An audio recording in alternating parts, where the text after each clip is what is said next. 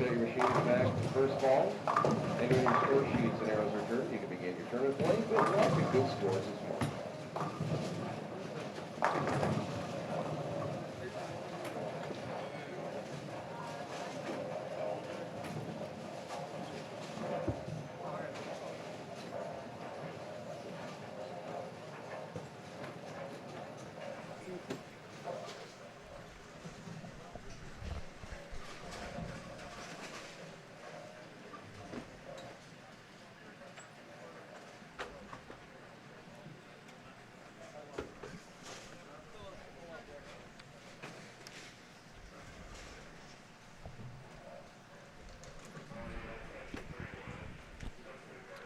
Well, I'd like to offer a good morning to everybody out there who's going to watch some bowling today with us here on InsideBowling.com. My name is Mike Flanagan, and I want to welcome you into the 2020 Ebonite Fall Classic Cashier's Round.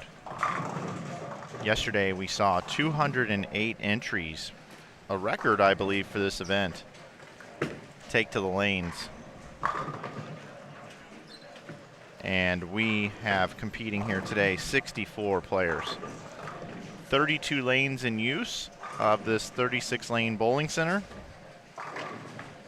The top 64 are here to participate in 6 additional games this morning, with all pinfall carrying over from yesterday. There's 7 games of qualifying.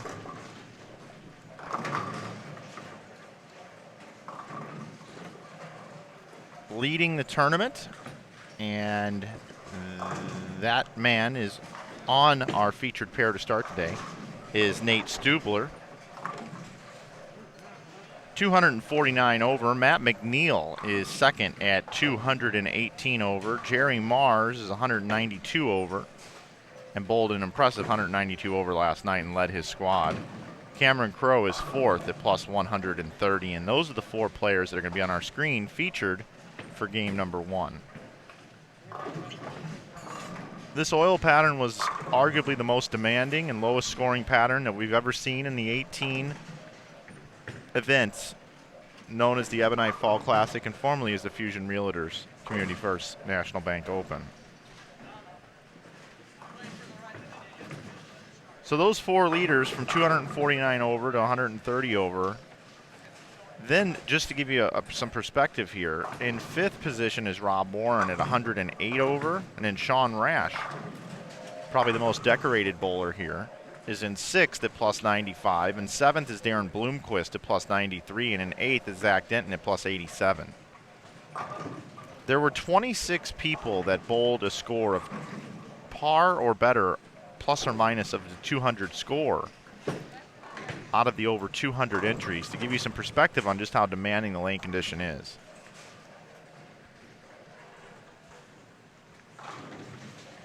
We're here at Cadillac XBC in Waterloo, Iowa. To find out more information about this great organization that's putting this tournament on, you can go to GIBA-bowling.com, GIBA-bowling.com, and take a look at all of their events that they have, including the 2 majors every year known as the Ebonite Fall Classic in September and the Ebonite Winter Classic in February. I've had the privilege and honor of streaming 14 of the 18 events here.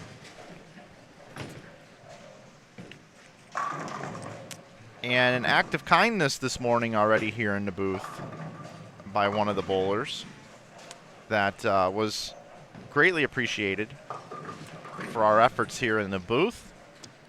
And we thank you, anonymous bowler. In addition, there are a lot of people that help make this possible for me to stream the tournament, for the bowlers to want to travel in and compete for a really nice prize fund this weekend. And it all starts with Ebonite from the Brunswick family of brands as the title sponsor of the Greater Iowa Bowling Association, as well as the two major tournaments, the Ebonite Fall Classic. We know there are many options when it comes to choosing a bowling ball arsenal. And we ask, due to our sponsor this weekend and giving back to bowling, that you consider an Ebonite bowling ball for your next bowling ball purchase. They have a new ball called the Arrow. It looks really good. Give it a look. Give it a consideration. And also take a look at all the other Brunswick family of brands. I have a cool announcement coming up here a little bit later that I want to talk to you about, how you're going to have an opportunity to win an Arrow. But more on that a little bit later. In addition, we'd like to thank a new sponsor, Quick Star, convenience marts and gas stations here in the Waterloo area. Thank you for your support of this event and wanting to be involved. In addition, Brandon Steen and USA Mortgage have been a sponsor for quite a while and also a sponsor of the GIBA in general. The Waterloo Convention and Visitors Bureau for recognizing that bowling helps stimulate the economy here in Waterloo, and for them sponsoring the event. To Budweiser and Bud Light, thank you as well here, the local distributors. Budweiser is the king of beers, and I can tell you their family of brands as well were consumed heavily, and they did really well last night here, including the Busch Light family of brand.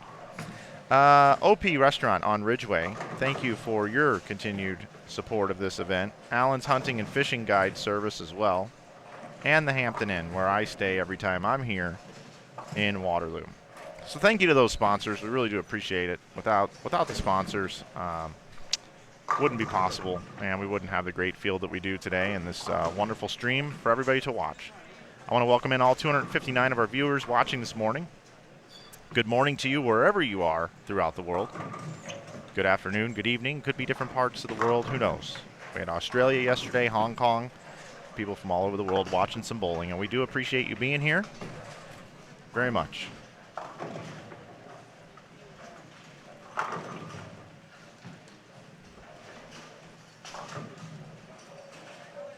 I'd like to give a shout out to those in the chat. James, 22 Catch, 22, Jax Teller, Nintendo Bowler, Kim Richter, Yahoo, Benny Barnwell, Kristen Anderson, James Appling, Antonio Velasco. Hello, good morning to everyone. The format today, after these 6 games, is the top 4 will be seated into a traditional stepladder, and they will sit and wait for a few hours. Because 5th through 10th still have a little bit of bowling left to do, maybe a lot of bowling left to do, because the number 7th qualifier and the number 10th qualifier are going to face off against each other in one side of a bracket. On the other side of the bracket, the 8th and the 9th qualifiers will bowl against each other in a 1-game elimination match as well. Then once we determine a winner of each one of those matches, they will then draw the 5th and the 6th seeds after these 13 games of qualifying total, combined from yesterday and today. And they will then bowl each one of those bowlers to continue on in the bracket. Once each one of those matches is concluded, there will be a winner of each, and they will then bowl each other to determine who will be the 5th seed. The 5th seed will go on and take on the 4th overall qualifier, who will have been sitting for a couple of hours. And then the number 3 qualifier, the number 2 qualifier, the number 1 qualifier. The unique thing here is we will be moving pairs after every single game. That's right, we will be moving pairs after every single game. So we will most likely use lanes 15 and 16 and 17 and 18. And lanes 13 and 14 for the bracket, 13 through 18, and then match number 1 will take place, the 5th and the 4th seeds on 25 and 26. The winner will go on to take on the 3 seed on 23 and 22. The winner will go on to take on the second qualifier on 21 and 22, and then 19 and 20 will be the championship match. So that is what we have in store today. I anticipate the finals starting between 12 and 12:30 today. You do see a common theme here this morning. There are 3 left-handers out of the top 4. Nate Stubler, Matt McNeil, and Cameron Crowe, all left-handed. Jerry Mars, the lone righty.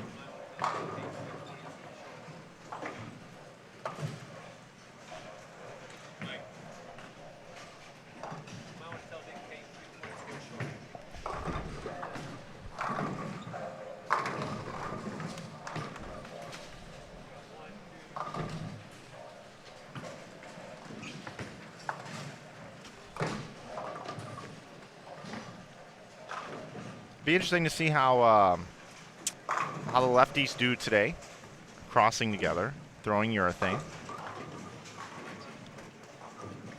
as they move through the house. The skip procedure today is a little unique.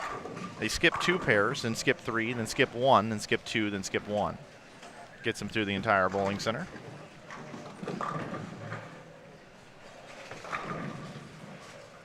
You're probably wondering, well, hey, Mike, what did it take to make the cut in this event? And I'm going to say, hey, audience, let me give you that number.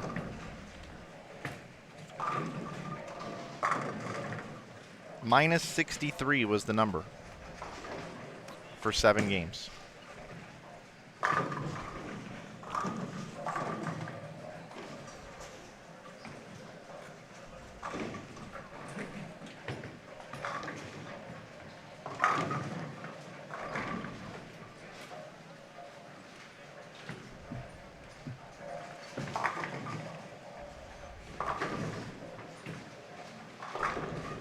It's a 191 average, folks. 191.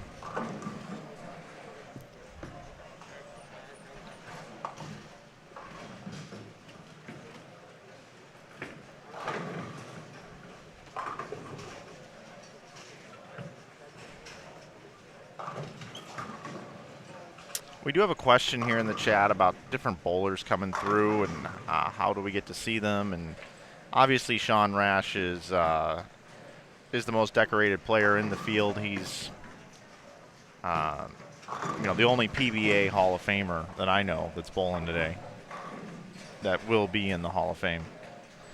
And he is over on lanes 23 and 24, just off to the right of your screen. So you will be able to see his bowling ball travel down the lane. But the way the skip procedure works, we will have him towards the end of this 6 games. He will be on the stream at that point in time, and maybe by then he'll be making a run at being a top seed or trying to seed into the top 4. I'm not sure by then, but obviously if somebody can do it, he definitely can. So we will have him on the stream later, but for sure, the one way to guarantee to see these guys, the ones that qualify and do the best, which Rash is anticipated to do so here today, is tune in later today for the finals.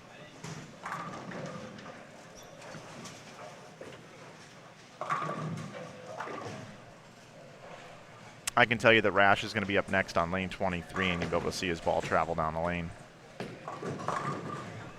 And I can tell you that Rash has 79 in the 3rd with a spare up in the 4th.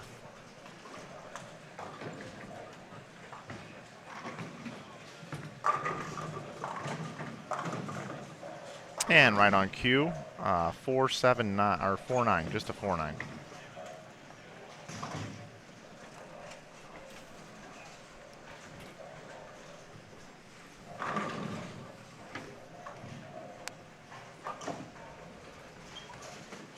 Matt McNeil used the same ball the entire day yesterday. It was a pitch black and urethane it was.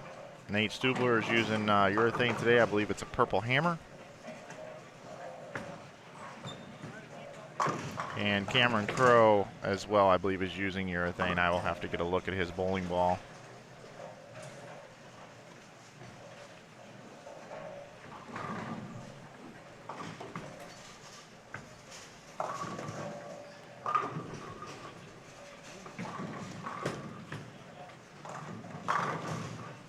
Purple hammer for Cameron Crowe, it looks like today.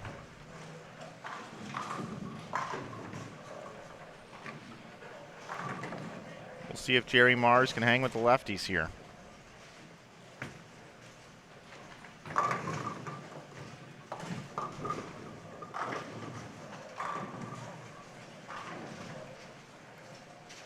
I would make an educated guess that if Jesper Svensson was here, Jerry Mars may not be on this pair today. He might be over on a pair to the right with Rash.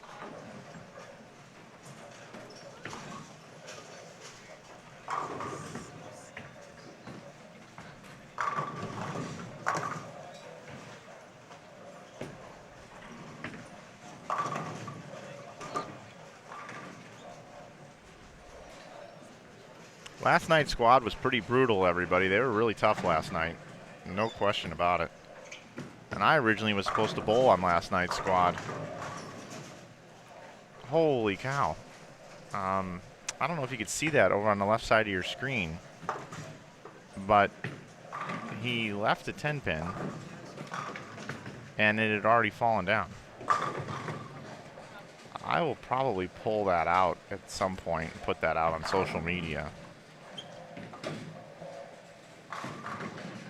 Wow.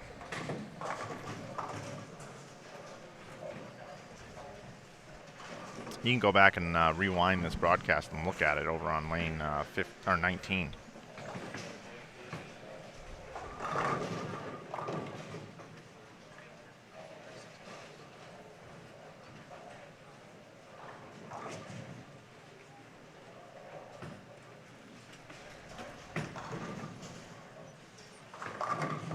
Thank you to those of you that have subscribed to our YouTube channel. Thank you to those of you that have liked the stream.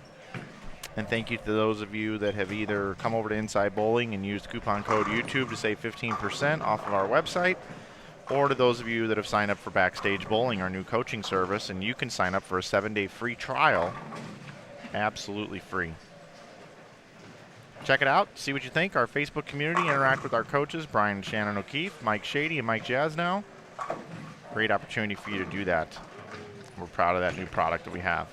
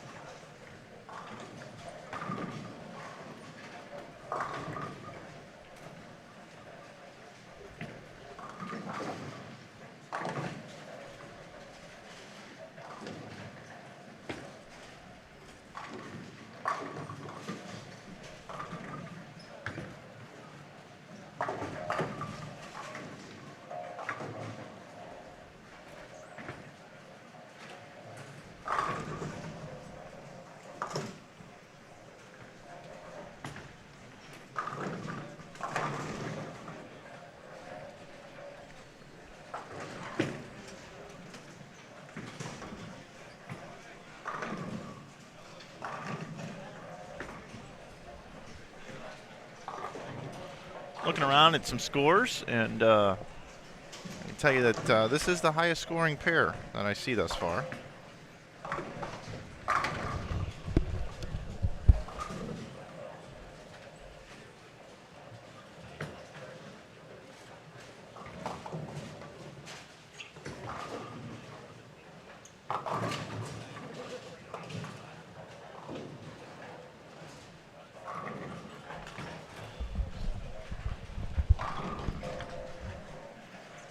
Nate Stubler has a max score of 290.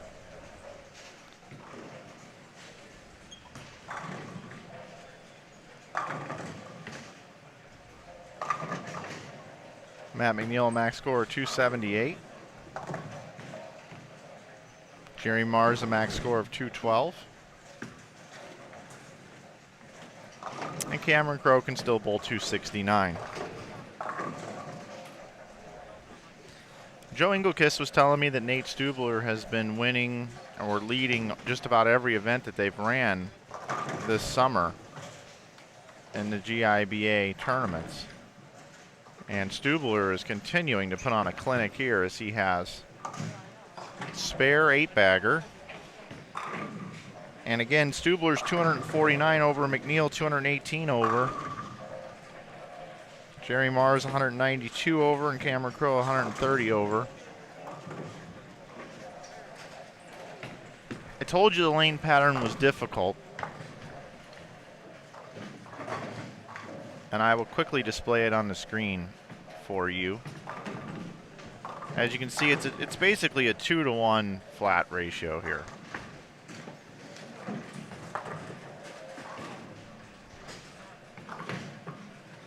Nearly 30 mils of oil. Asymmetric pattern.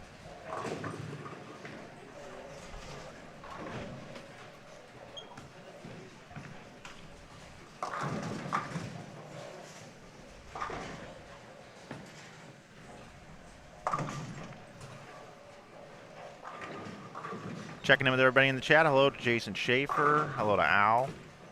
Hello to Fosties. Hello to Yuri. Hello to Nintendo Bowler. Hello to Mike, Brian, Ray, Herb.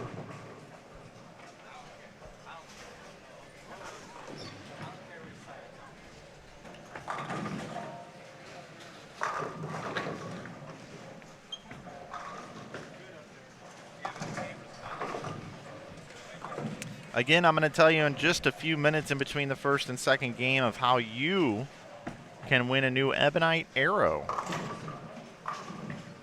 Stay tuned for that. Really cool promo we worked out late yesterday afternoon for today and for today only.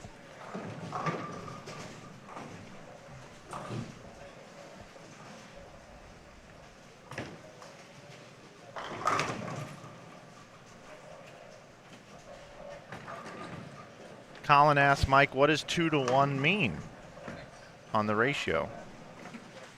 Great question. So basically what it means is from board to board, from the center of the lane to the outside part of the lane, the amount of volume of oil is no more than 2 times the amount of what's on the inside of the lane. So for instance, on a house pattern, you've got a pile of oil in the middle of the lane. Like consider like you were piling it up, the oil. There's a lot of it. So when your bowling ball's in it, it doesn't want to hook in the oil. It goes straight, right? And then as it goes out towards the right, it has considerably less oil. So the ratio from the center to the outside part of the lane, let's just say there were 20 units of oil in the middle of the lane. There might be 1 unit of oil out around the 5 board. So that would be a 20-to-1 ratio. 20 units in the middle, 1 unit on the outside. So the further you get outside, the more your ball will hook, which means it needs time to get back to the center of the lane where the head pin is, and it creates more like a banking, like a racetrack banking. So no matter where you throw it to the right, it'll come back. So here, it's flatter. So imagine a regular highway that you're driving down, and if you were to throw your bowling ball out to the right, it's flat and it doesn't have any help coming back to the left, so therefore you would not be able to get it to the center part of the lane as easily. So this is a very flat pattern, like a regular road, and not like a NASCAR track like a house shot would be. So 20 units of oil in the middle would be on a house shot, and like I said, 1, 2, or 3, 4 units outside would be like a 20-to-1, 20-to-4, 20-to-3 ratio, which is very high scoring because it gives you forgiveness as you hook a bowling ball left or right on a lane.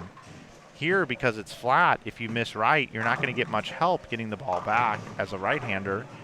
So that's why you have to be more meticulous and more perfect with your speed, your release, and your targeting on the lane.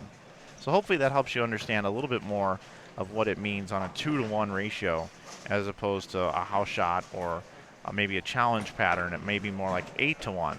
The more the oil is tapered from the center of the lane to the outside part of the lane, the more forgiveness you have when you hook a bowling ball. So, good question.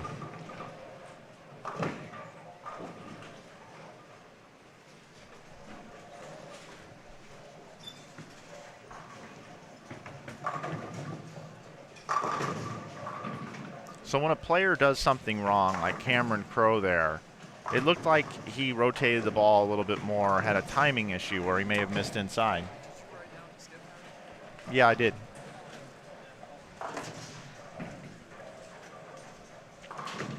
So on a house pattern, sometimes that ball would have set up nice and just gone straight. But on this, he pays a penalty. It's skip 2, skip 3, skip 1, skip 2, skip 1. Yep, no problem, man. A bowler came up and asked me, do you know the skip procedure today? Hey, I'm captain. I'm like the guy at the mall, you know, the guy that's at the directory that everybody comes up to and goes, hey, you got the coupon booklets for this year? You got the coupon booklets for all the stores? Yeah, I got a coupon booklet. Here you go. Enjoy your shopping today here at the Mall of Flanagan. Hey, you got, where's a good place to eat around here, you know? I'm from out of town. I know you got a Rainforest Cafe in here, and I've had that before in Vegas. Is that the best place you got in here? No. You want to go to that little Italian joint called Giordano's. Order the manicotti. Well, you're welcome. So 188 for the right-hander, Jerry Mars. 266 for Nate Stubler. It could be a 245 game for Matt McNeil. And Cameron Crowe can still bowl 247 as they're respotting his, what was that, a 3-6, I think? Is that what he left? All right. Colin asks, are there 1-to-1 ratios at his flat pattern? Yes, there was. The U.S. Open, if you've ever watched PDW, Pete Weber Bowl, who's won more U.S. Opens than anybody else ever, for the longest time it was 40 feet flat. There was no taper at all, just 40 foot flat. Gutter to gutter, same amount of oil on board 1 as there was on board 20 and all the way across the lane. 40 feet flat. Arguably one of the hardest challenging patterns in the history of bowling. They no longer bowl on that pattern for the U.S. Open. It's a choice made by the United States Bowling Congress to change that. And Cameron Crowe just missed that, and it was not the 3-6 that he left. It was the baby split, the 2-7. I misspoke. So Nate Stubler continues to pull away with 266. Matt McNeil 244. Cameron Crowe 235, and 188 for Jerry Mars. And next door over there, just to give you an idea, looking at some scores here, possible 201 for Darren Bloomquist. Looks like Rob Warren can still bowl 203. 201 for Zach Denton, and Sean Rash has got like a 5-bagger going into the 10th frame. I'll give you an update on that. Let's see, where else could I go here? I will just take you over to our other pair, do a traditional switch here. Isaac Erickson is up right now, can bowl 164. I know we have some Cameron Foster fans in our chat here. I apologize for not getting to Cam on this stream, but I was focused on the leaders.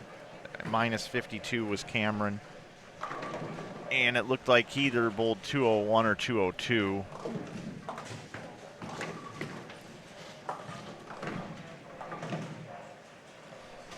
Jordan Monins looks like he just bowled 165. And Alex Denton either had 201 or 202 up there on the board. Just to give you an idea. 200 games should move you up in the standings. considering it took a 191 score average to make the cut here. And these are the folks that were in the second to last grouping, so to speak. Speaking of groupings, we've got the U.S. Open today in golf. We got second week of NFL football. We've got the Lakers versus the Nuggets tonight as well. Coming up here on Inside Bowling a little bit later today. You want to stick around for that, don't you? I always wanted to say that, so appreciate being able to do that. Wouldn't it be great if I was calling bowling this morning on ESPN and I had like a promo I needed to bring up right now? Don't forget, catch the Lakers versus the Nuggets here tonight. LeBron James going up against the Joker, Nikola Jokic. Coming up tonight here on ESPN, my friends Reggie Miller and I guess that would be TNT, so that wouldn't work, but that's all right. You guys get the idea. All right, everybody. You guys ready for the promo? You guys ready for it?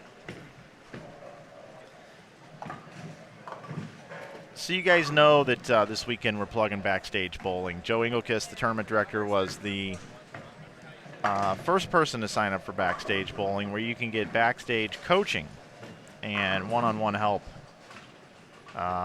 every day in a Facebook community with our great coaches. Shannon O'Keefe, Mike Jasnow, Brian O'Keefe, and Mike Shady, along with Matt Farber and myself. We're really proud of this.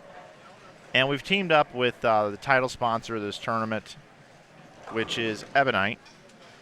And we've got a special deal for you today. Introducing the Ebonite Arrow giveaway.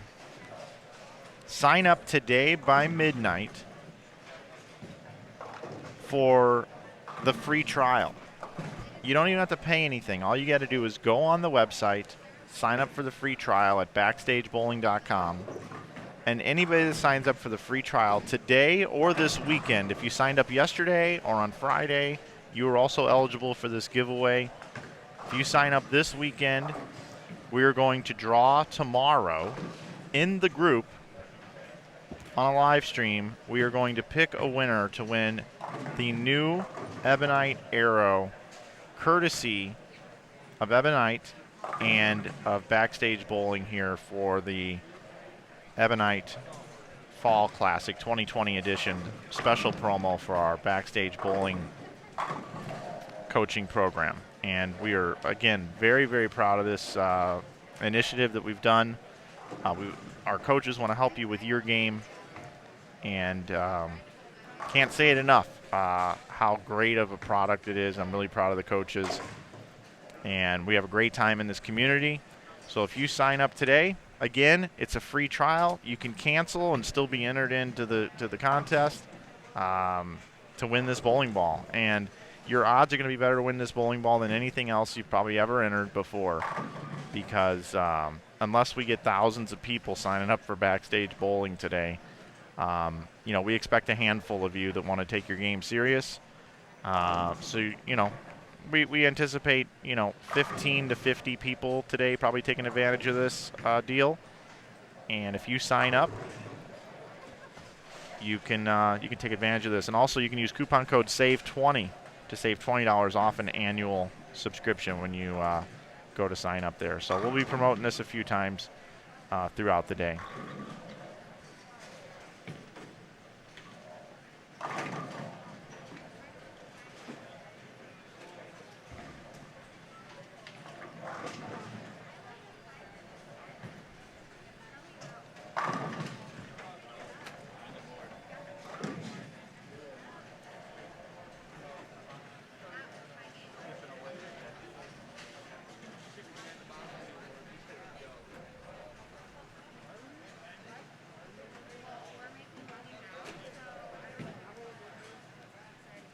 One game in the books.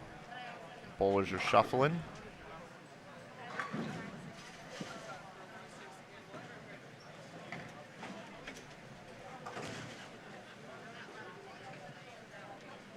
As am I.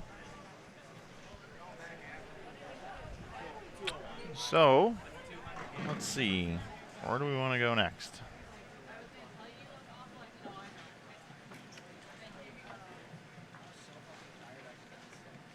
Here's our pair just in front of the booth. Lanes 19 and 20.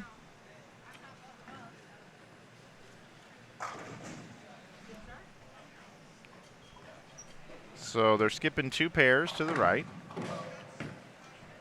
Then they're going to skip 3, skip 1, skip 2, and skip 1.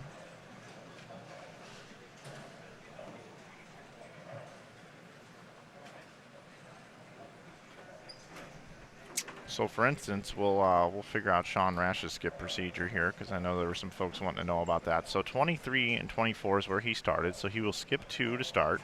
So he will move to 29 and 30. And then he's going to skip 3, so he will skip those 3 pairs. So he will go down to the in pair, which is 3 and 4. And he's going to skip 1 and go to 7 and 8. Then he's going to skip 2 and go to 13 and 14. And then he's going to skip 1 and go to 17 and 18, which is a featured pair. So he will be on the last game today. He'll be on 17 and 18 the last game. It's a 6th game. So that gives you an idea of the skip. All right, let's see. Let's go. Let's head over to lanes 21 and 22. We got Steve Keeler, past champion of the event. And let's see in the standings where Steve was.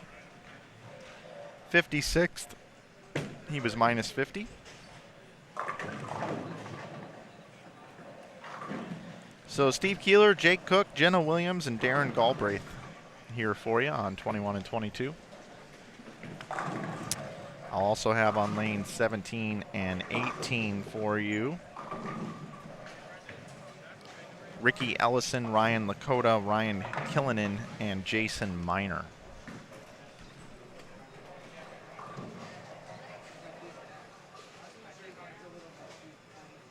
If you want to see the lane pattern, go to Greater Iowa Bowling Association's Facebook page. It's over there. See some people looking for that. Let's see. Let me catch up on the chat here a little bit.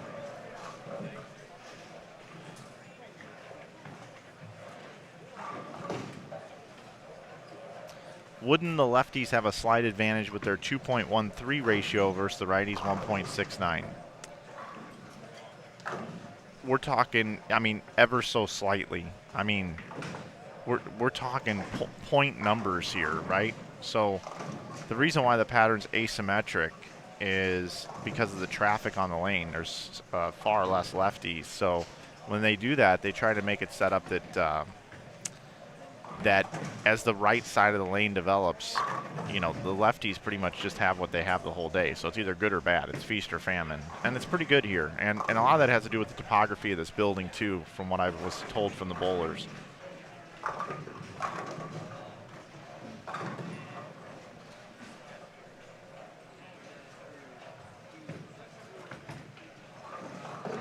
Good luck finding manicotti in the mall, Mike. Mike, what'd you end up eating last night? I ended up having Taco Bell, and they still had Mexican pizzas here. It was delicious, even though it's technically off the menu. Looks like Nick Pate's statement from last night is going to be way off. Yes, it is. James wants to put a tournament like this on in Memphis. How is Jason Cragen doing? Hey, Colin, nice to have you in here, man. Thanks for serving our country overseas. I will find out for you. Just to give you an idea here, Colin,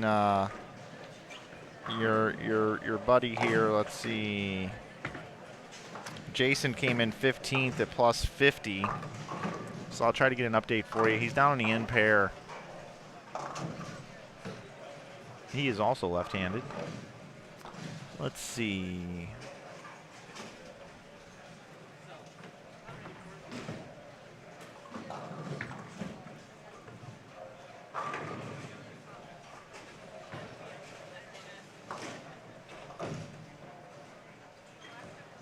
Zarnarian 2000 here. Good to see you. Schaefer, I'll get to your question in a minute. How many are in the cashers round? We have 64. There were 208 entries in the entire tournament. Where would I suggest a righty would play on this pattern? Well, a righty would play a little bit further to the right to start. on the fresh, but as they start to develop, they would move into about the middle arrow to 20th board, and just make sure that their angles are matching their tilt and their rev rate and their ball speed.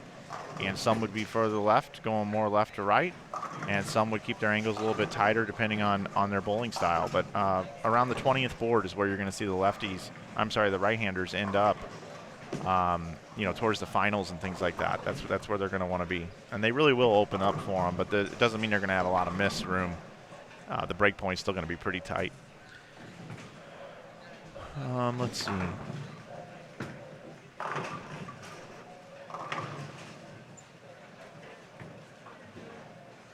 His Scorpion near the top today, flawless victory. And Rash is wearing yellow and black today, everybody, just so you know. And we were saying yesterday that Sean Rash would be like Scorpion from Mortal Kombat because he has his mask on and he looks like Scorpion. All right, let's see. I think I'm pretty much caught up here. Thanks for joining me today. Really do appreciate it.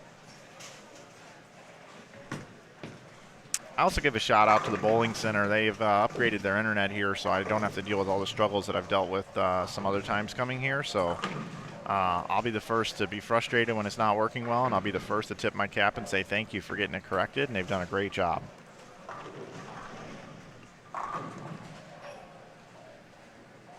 They're experts at running a bowling center and not having good internet, and they were at the mercy of their internet partners up here, and there's not much you can do about it. So.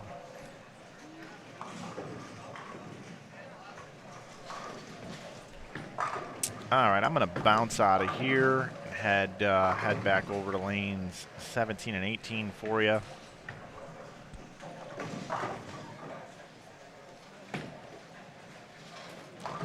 Ricky Ellison.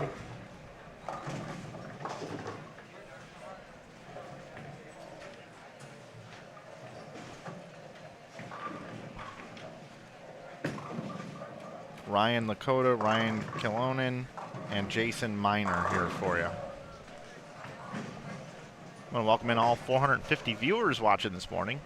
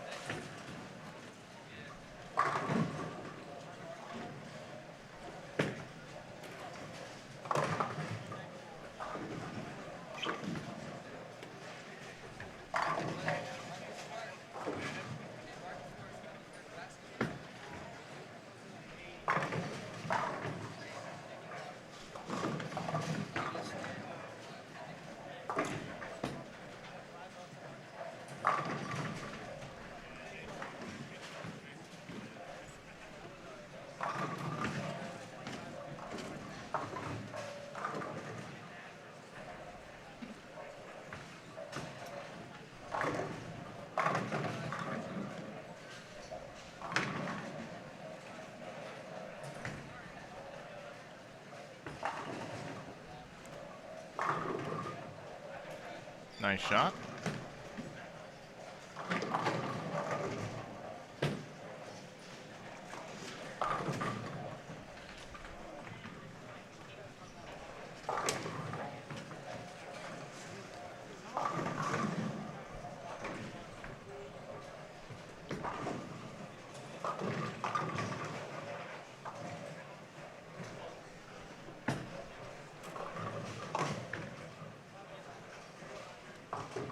Hey, Rusty. Welcome. Thanks for being here for the first time ever. Just to give you a little understanding of what we do here on our channel, we do stream bowling tournaments quite often. And we also put out instructional videos every Tuesday and Thursday on this channel. So we would like, if you don't mind, subscribing to our channel and take a look at our content. Take a look around, and you'll be notified whenever we go live as well. So make sure you hit the notification bell. And welcome. What pound ball is most common amongst tournament bowlers? Most people use 15-pound bowling balls. Some use 16. They call it man weight. That's kind of what the term is in bowling. Is 16 pound would be man weight. What are the advantages and disadvantages of each? The heavier the bowling ball, the more pins it usually will knock down. But they've done studies that at 15 pounds, if you can throw it a little bit harder with speed as opposed to a 16-pound ball, that you actually can carry better. And then there's other people that believe, oh, no, 16-pound weight. So basically, if you're throwing a 6-pound object at an object as opposed to a 15-pound object, which 6 pounds is the lightest bowling ball that they make. I mean, they do make some 4-pounders, but just in all normalcy thinking here, it's actually, thank you, Joe, it's actually 6-pounders. You're just going to be able to knock stuff down better. Just want to say I retract my statement from last night. Okay. There after one. Nick Pate's up here retracting his statement from last night. So you're basically saying my all-lefty team at the PBA League could work. Out here, yeah, 100%. So I use a 15-pound bowling ball, by the way, to answer your question, Colin. Let's see. Dave Dentlinger. Hey, buddy. Just wanted to say thanks for all the hard work. Yep, you bet. Wish you were here as well. Tony the Cat wants a shout out. There you go, buddy. I heard that you were talking about my sweet jersey on live. Yes, yeah, it was a sweet jersey. The Crew Jones. The Crew Jones jersey, yeah. Dave, Mike, I would love to hear how you guys came up with that name, if it was a group effort or did it come from the great mind of Mike Flanagan. I'm sure you had 5 names and picked one from a hat. Are you talking about the backstage bowling, Dave?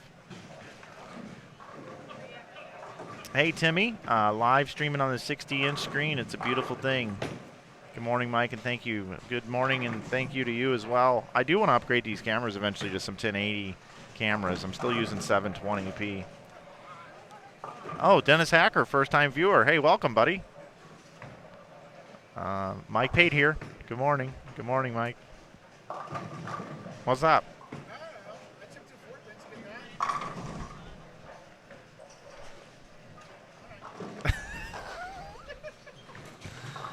Steve Keeler wanted some love.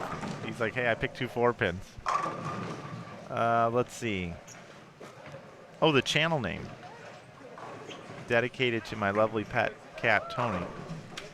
You doing all right? Yeah? Can you bowl 2-fingered backup with a urethane ball? You should work on that, Steve. You'd probably do better today.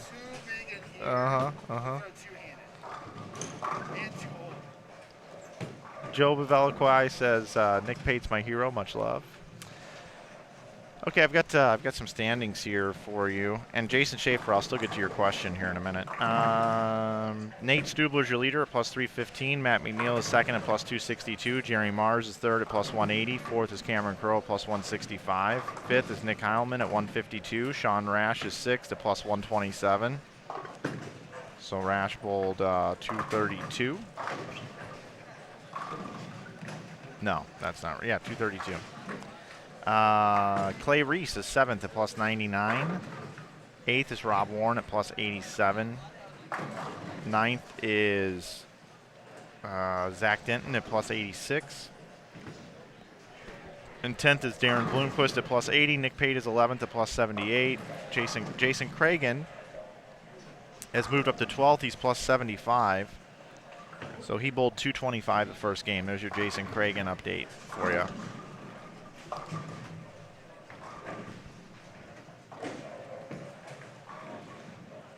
Okay, so I'm going to address the holiday doubles thing. I did address it on A Squad yesterday, but I'll talk about it again here today.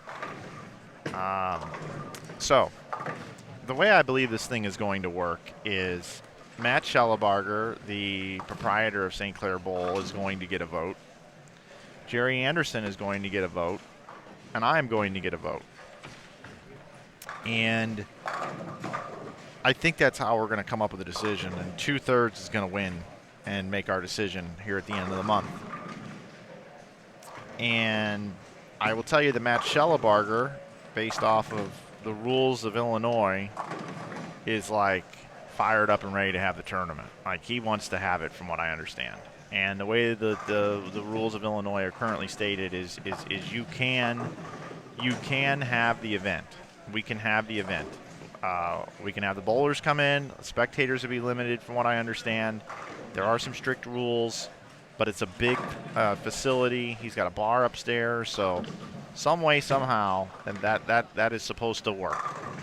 That is supposed to work quite well, and we can have the event. Jerry Anderson would like to have the event. I truly believe Jerry would like to have the event, but Jerry, at the same time, always yields to me and wants to get my perspective on what I want to do, and Jerry just wants to make sure that we get things right, and he values my opinion very, very much. Thank you. And he doesn't ever want to piss me off, basically, for whatever reason, because I'm kind of bullish and and set in my ways on a lot of things. Because he knows that inside bowling, and because I'm so entrenched in the bowling industry, that a decision he wouldn't want to make a decision on my behalf that could potentially get me in trouble or put me at risk or jeopardy with any of my relationships in bowling. So I think Matt really wants to have it. I think Jerry really wants to have it. And I'm more in the I think we should cancel the tournament camp, because seriously, it's a bowling tournament. All right, we're dealing with something right now that could cost someone their life. And I know you can't be scared. If you get in a car, you could kill you have a higher risk of dying if you just get in an automobile and people drive. But this pandemic, I don't like it. If other people want to run bowling tournaments and make that decision and then ask me to come stream it, and then I can make my own call and I can take my own life into my own hands and deal with the consequences myself, I can live with that. If I decide I'm going to create something where people are going to fly in from all over the country, it's not like they're going to get in their car and drive there. There's a lot of people that fly into that event, which means, a lot of things, getting on an airplane, hotel rooms, rental cars, a lot of things that aren't theirs, that they don't own, that put them in a public environment, a controlled environment. I have a hard time that if something would happen to someone based off a decision I made of having a bowling tournament, that would be very difficult to swallow, right? And it isn't like this is the bowling tournament is something that's a necessity. It's an entertainment value. And will the tournament go on the next year? Yes, it will. Would we maybe double up and do one in the summer the same year to make up for the one the year before and let the bowlers get together? Maybe. But that's number one. I have a hard time with that. Number two, it's around the holidays. So imagine if someone were to get COVID and they couldn't enjoy Christmas with their family or their kids because they're quarantined at a hotel or in one room of their house during one of the most wonderful times of the year when if school's back in session, the kids are off and you get to spend family time together. But because they went and bowled a bowling tournament, they're in a bedroom for 14 days or 7 days or 10 days. So I don't like that. I don't like the timing of that. The next thing is because a lot of people are traveling in, and that was a really good shot. I'm really impressed with Ricky's game here. The other thing that is just, bizarre to me is the fact that all these people are traveling in and out, and they're going to book flights, and they're going to spend money. And at any given time, the state of Illinois could tell us we can't have our tournament based off of rules that they set for the state of Illinois. So we could have this whole thing be on, and 3 days before the tournament, there's a news conference for Illinois, and they say, hey, now, in effect this weekend, bowling centers have to close at 9 p.m., and you can't have more than 50 people assembled in one establishment. Well, then what are we going to do? Right? All these people that are flying in, which is probably 50 people, all now have flights that they have to now transfer over to flight credits, try to get refunds. And the probability of that is much higher than normal, that could really happen.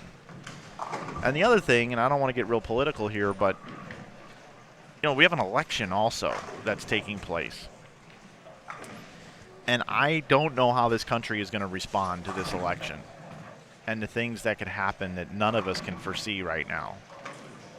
If the president that's currently in House gets reelected, I believe that there is going to be some violence in America. All right? And I believe if a Democrat gets put in office, that it is another excuse to have violence in America. Like, no matter what happens, there are going to be upset people. And the sensitivity of this country is at the highest that it's been.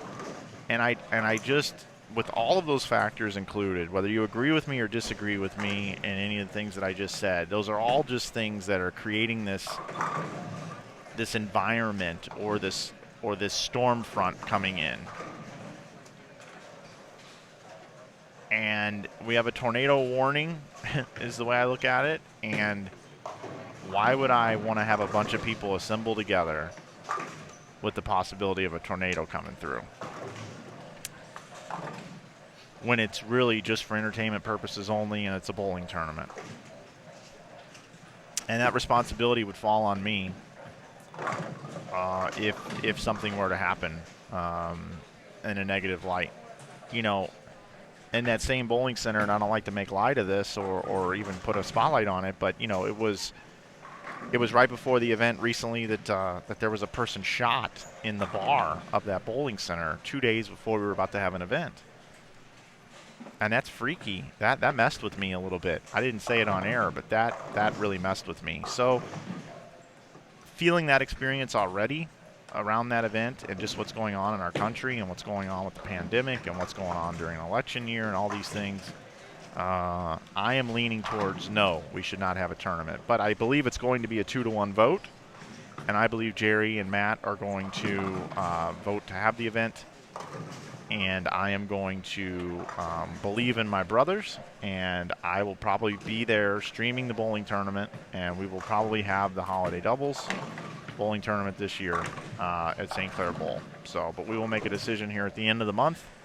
But I will just, when we do make that decision, if it is going to go on, I am going to communicate those thoughts of why this is not an easy decision, but we're going to go on with it. But by the way, please be cautious when you travel. If you have any sort of real possibility that if you were to catch COVID-19, that it could affect your health, your health condition better than I do, please make the right decision and don't risk your health over bowling a tournament.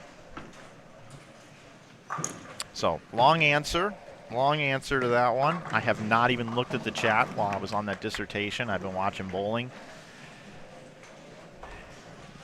But that's my take, and I imagine when I do look at the chat, people are going to say, Mike, you're overreacting. You should probably you're just overthinking it, and it wouldn't be your fault if that happened, and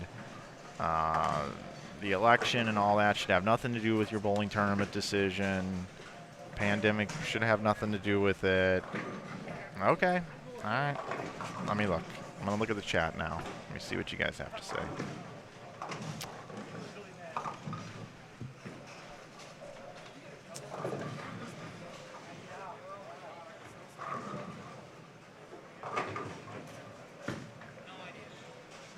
Standings are being tweeted out on Twitter at Inside Bowling. How do you sign up for these tournaments? GIBA-bowling.com. Take a look at their entire schedule. They have way more events than just the 2 that I stream.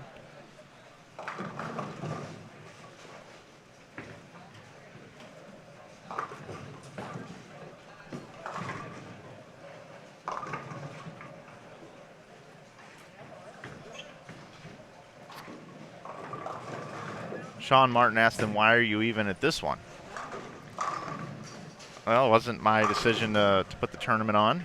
I was asked if I would be willing to get on a plane and come here and stream it. And that decision is made for me, and I can live with that. Let's see.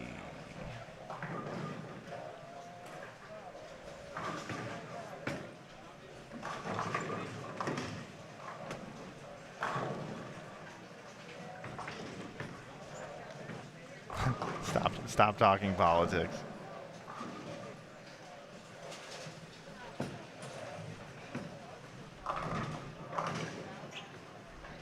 Got your point. Can you go back to bowling? Let's see. What else we got here?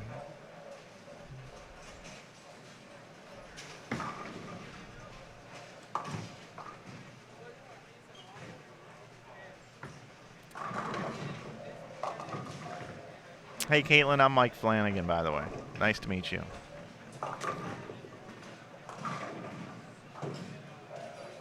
Mike, will Inside Bowling ever come to the East Coast? You know, for a while I wanted to stream the New Mexico Open and the Proprietors Cup and the IB Open and the Bud Light Challenge.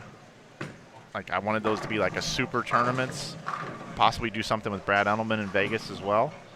That never came to fruition, but I have had thoughts of going to the East Coast. I actually moved the IB Open the last year to Indianapolis, which was further east, and I wanted to see what would happen, to see if East Coast people would come over. And if I would have had a ton of entries from the East Coast, it would have given me kind of the more motivation to do something further east, but that did not happen. So I'm not saying that one and done is a good sample size, but I quit running that event because it was just too much work. Juice wasn't worth the squeeze, and it actually lost money with the guarantees I put in there.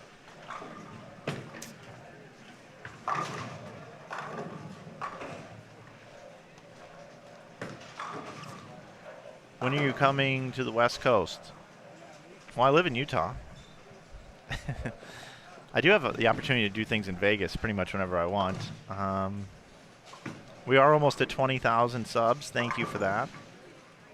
And there is hurricanes going throughout the South, so shout out to all of you that are dealing with hurricanes, because that's awful.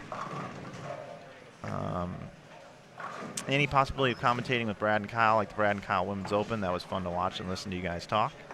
Perhaps, yeah. Mike, you make a lot of sense. Safety first. Yep. Yeah.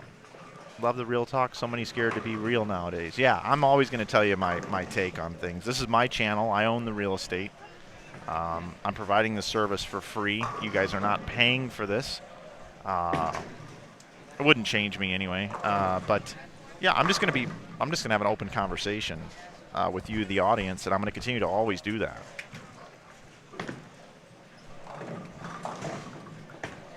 My channel's unique here at Inside Bowling, and I'll never apologize for it. It's what I do. I'm not here to be the straight and narrow and have everybody like me. I wouldn't get on a plane to go do this if I was just going to come and put together a product that I didn't believe in.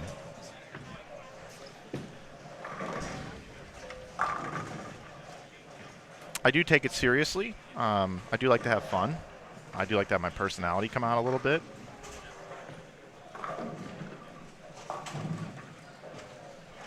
And there are several people that enjoy that. The inside jokes we have here that have been here for a long time, if you've been here for a long time, you know a lot. I mean, people know I love Steak and Shake. People, I was already asked this morning, what'd you end up eating last night? That has nothing to do with rev rate, nothing to do with the oil pattern, nothing to do with, hey, how's this bowler bowling? It is you and I connecting. And believe it or not, when it comes to successful entertainment or shows or anything that you choose to spend your time when you're not working or when you're off, and your time is precious right now.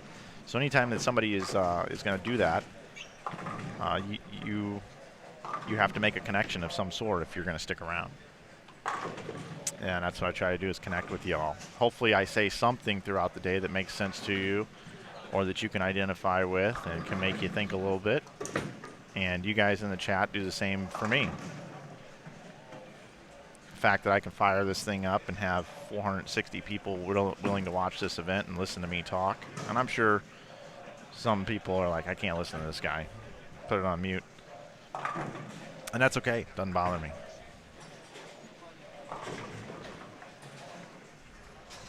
Doesn't bother me at all.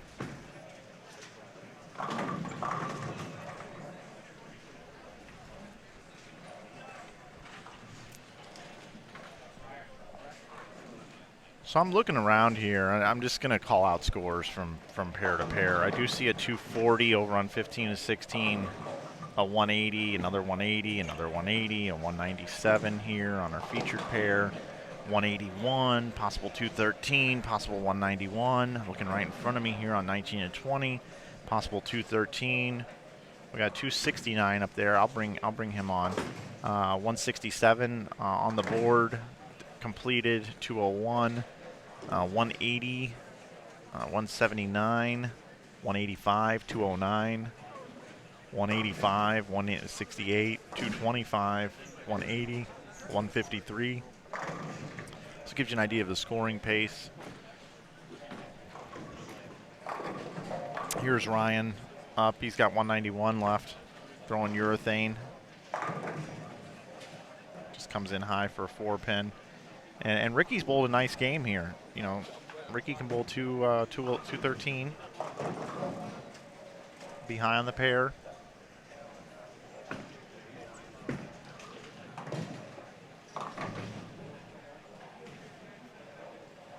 I will say that this has probably been the toughest topic weekend to stream and to talk about things that are going on.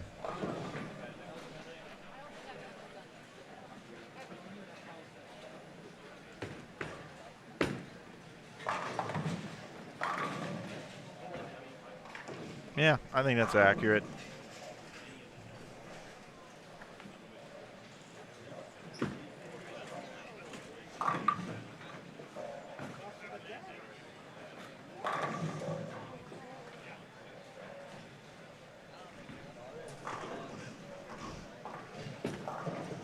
Oh, man.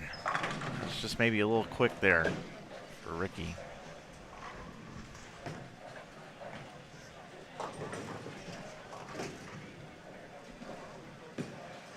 I will tell you something else that's crossed my mind in the last month or so, just about streaming in general and putting myself out there on the air.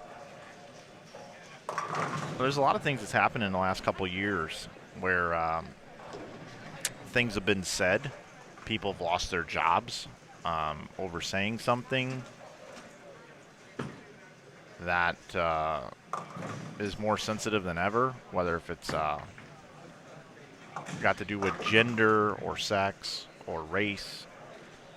And I do have a pretty open door policy in this booth where I let a lot of people just come in and sit down and talk. And I wonder, you know, you got to really trust that person you're going to put on your airwaves, more so now than ever.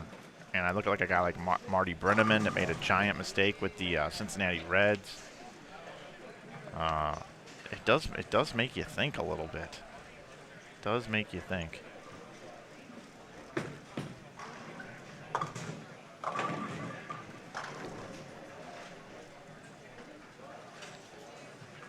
So that 260 game was turned into 235, right in front of me here. So that did not pan out. Let me take you to where I do still have some action over here. 21 and 22. 4-pin, so 187, 224, 171, possible 168. That's kind of what's going on around here. Everybody else is moving pairs.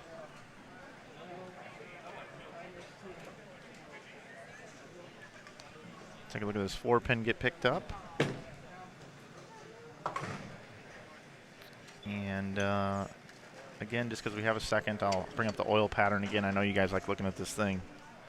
If you're just joining us, this is the oil pattern for this event. Very flat, as we talked about earlier.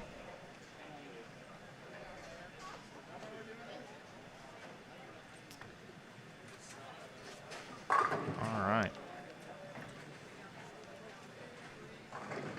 We head into game number 3. Looks like we're going to have Tyler McNutt. Let's see.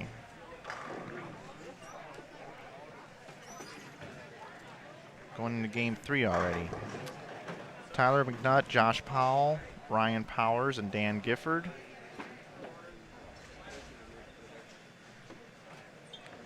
And these guys came in the, looking for them, 29th through 32nd was what they qualified coming in. So these guys were -4 to -8 after 7 games yesterday, just to give you an idea where they were at, about midway through the field. And we're underway here. Game number 3.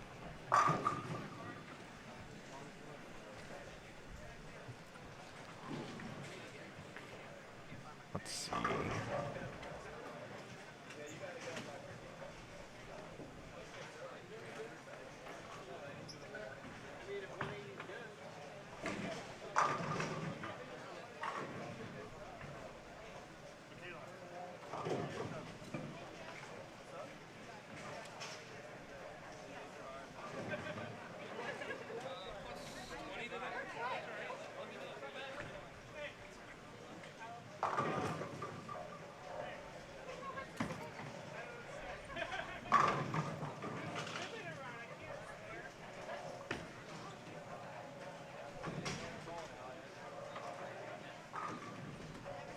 Mitch Beasley didn't show up last night. That's funny.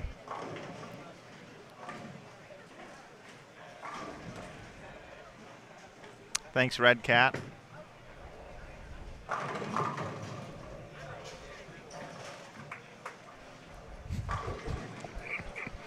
Reggie is lighting up Nick Pate here in the chat.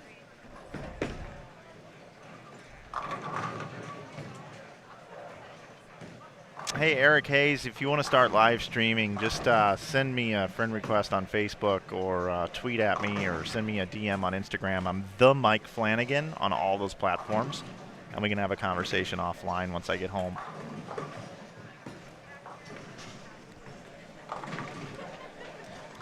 Okay, here we go. We've got I love seeing the names on the back of the shirts, like, because I just want to just like say their name, right? So I almost made that mistake. We have Lawn Lanes. That is not Lawn Lanes. But it's funny to do that. Maybe that's just, I'll just do that. So I'm just going to call them Lawn Lanes.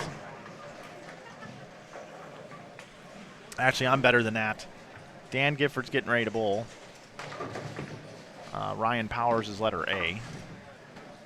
Tyler McNutt is letter C, and that was Josh Powell, not Lawn Lanes.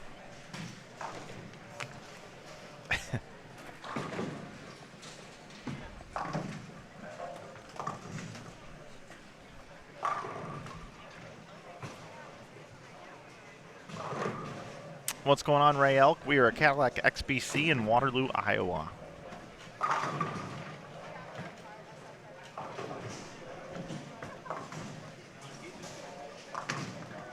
So just to go back, I was going to bowl the event, right? And things didn't work out. Again, due to COVID, just FYI. Oh, we got a backup ball going on here. So I couldn't bowl the event, and but I was planning on bowling the event. I was on the list. I was going to bowl C squad, which probably wouldn't have been the smartest squad to bowl, by the way, based off the scores. But I brought 2 bowling balls with me. I brought my benchmark symmetric ball, and I had a purple hammer. I think I'd have been okay. I think I'd have been okay, everybody. And I'm right-handed. I am not left-handed. There are some people that think I'm left-handed. Sean Rash actually thought I was left-handed. He said something to me today. Like, no wonder you don't like me. So maybe after I told him I was right-handed, maybe he likes me more now. Hey, Medic Ken, thanks for the backstage trial. I mean, yeah, backstage bowling, coaching, great coaching. Try it for 7 days. If it's not for you, get out. Don't even worry about it. No hard feelings.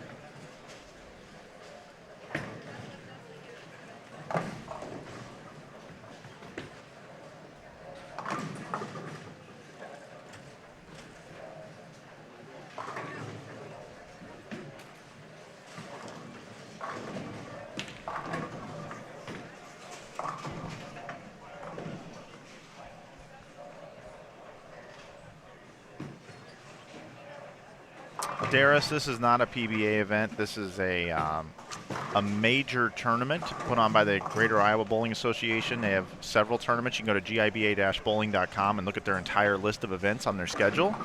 And they have 2 majors a year, like the 2 biggest tournaments with added prize money that they promote and draw people from outside of their area. And this is one of them. And it happens in September. And then they have another one in February, and it's the Ebonite Fall Classic and the Ebonite Winter Classic are the 2 tournaments.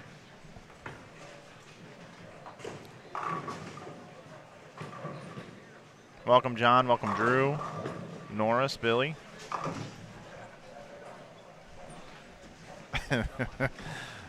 Billy Langford says, Lon Lane's throwing the U. That's a pretty good name for your thing. The U.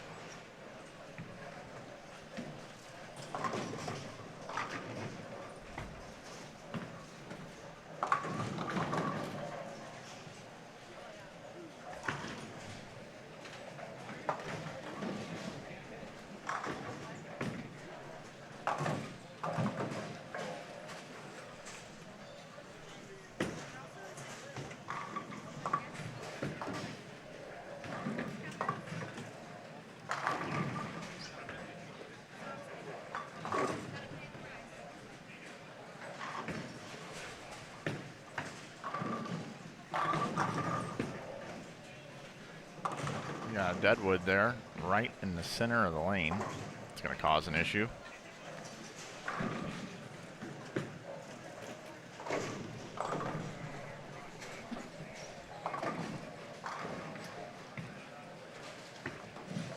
those things never really bothered me because I'm so accurate that I would just miss the pin. I could just go and throw it to spare normal.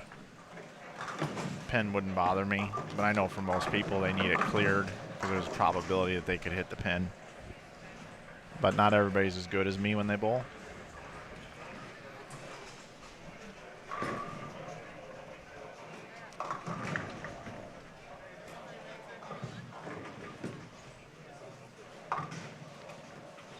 You do have to be a member of the Greater Iowa Bowling Association. It's very inexpensive.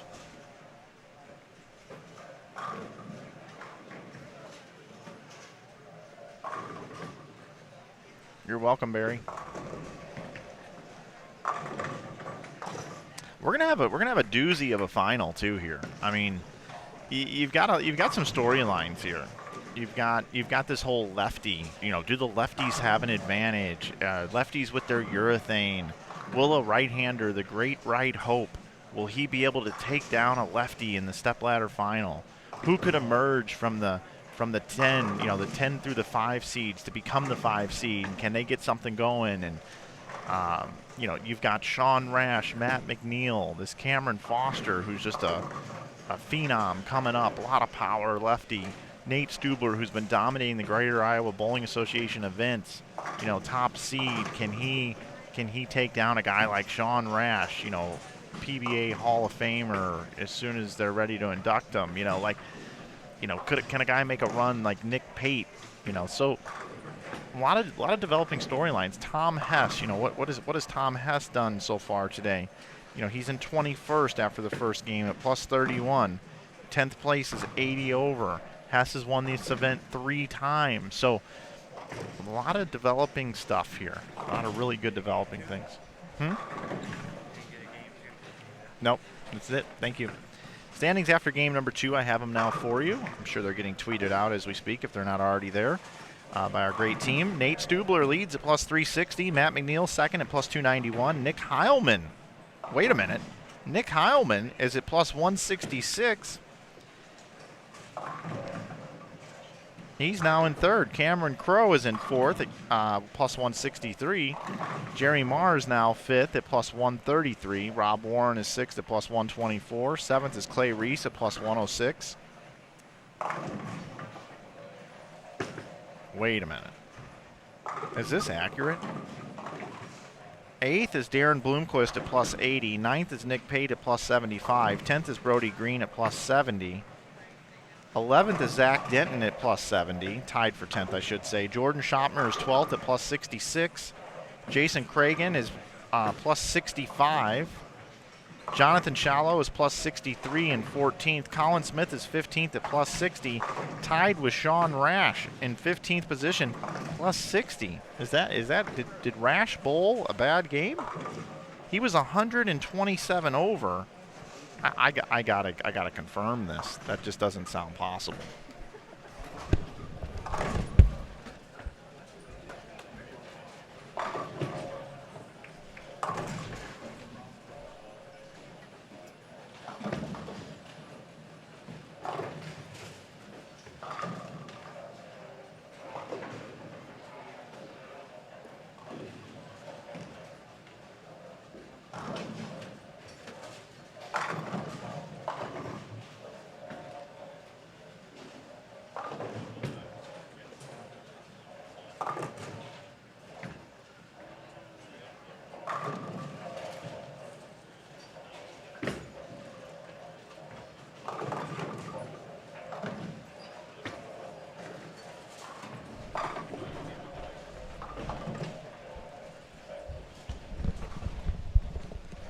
All right, folks. So a lot of times in events when you see something out of the ordinary, when you're calling off the standings, you always go to the tournament group and say, hey, did you actually enter a 2 instead of a 1 or a 1 instead of a 2? And the last game, Sean Rash bowled 133, and I was told that he just split every time. Like, it was like a Tom Doherty 100 game. Like, 133 for Rash. He drops from 6th position at plus 127 all the way to 16th down to plus 60. 10th position is plus 70. So, you know, Rash is going to make the top 10. I mean, he's just too good. He'll find a way to get there. But it will be interesting as the storyline develops if he's in that 7 through 10 range. You know, could he go all the way and take down the lefties? You know, like, that's a cool storyline. That's a really cool storyline. So it's going to be interesting. But yeah, 133 for Sean Rash. I thought they entered a 1 on accident instead of a 2.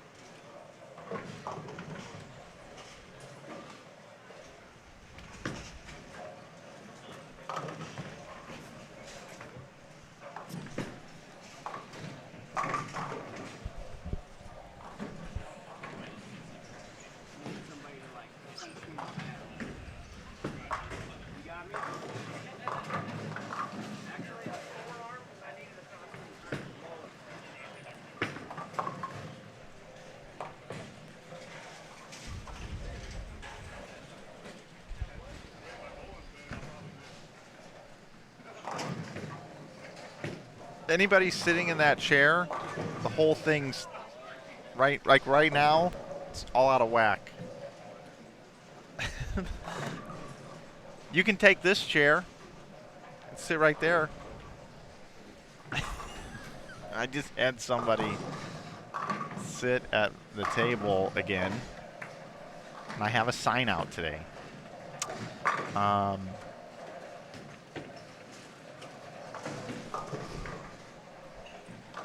I need to turn that to the left.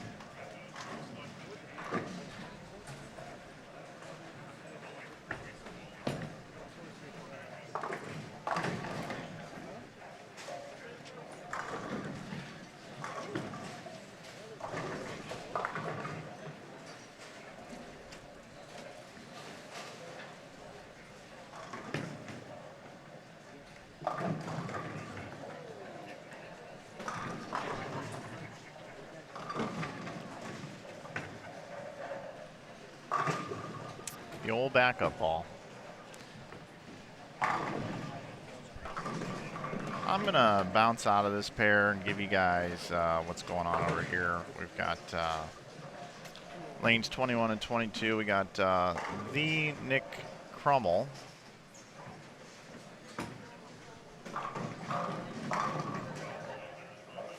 In front of the ball return, just having fun.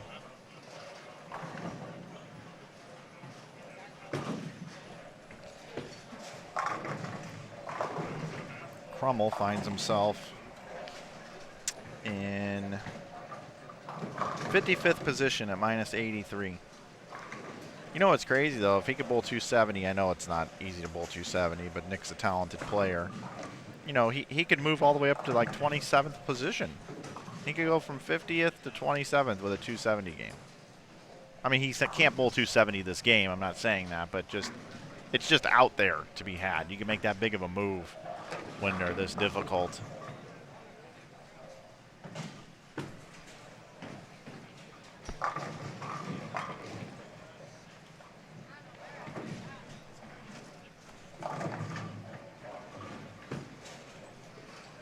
Michaela Kelly can still bowl 234. Crummell can bowl 216. Brady Stearns can bowl 227. Only 182 for Edward Peterson. Struggling quite a bit.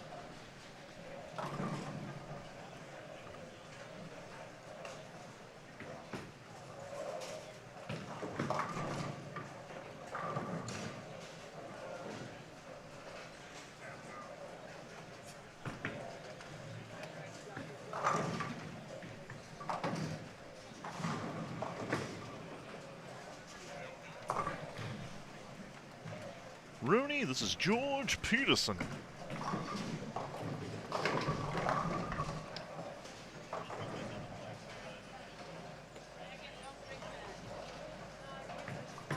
Pardon my French.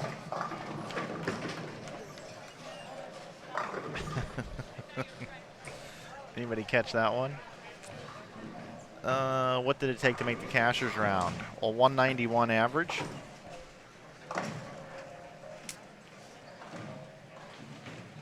And that was -63.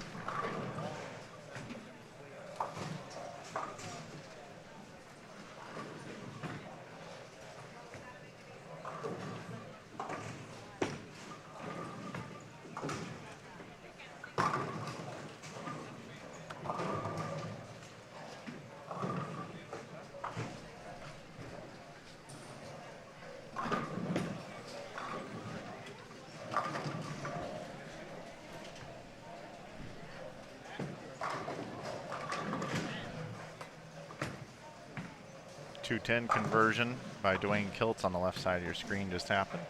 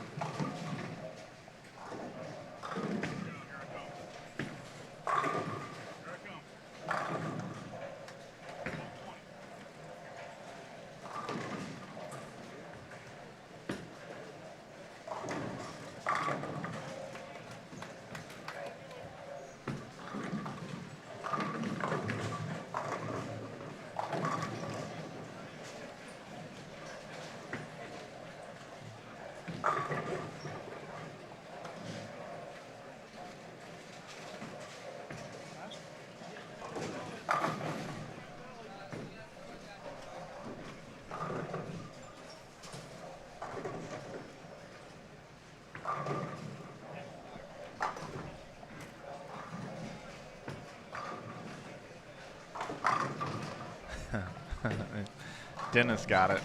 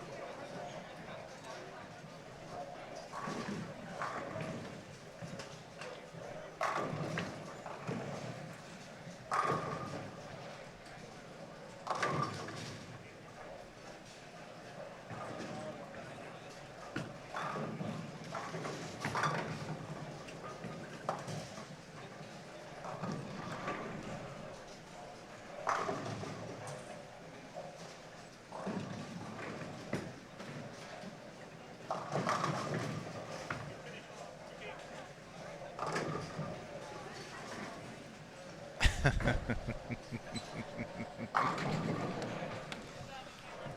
sorry, Ed. Did you say you wanted to see a body?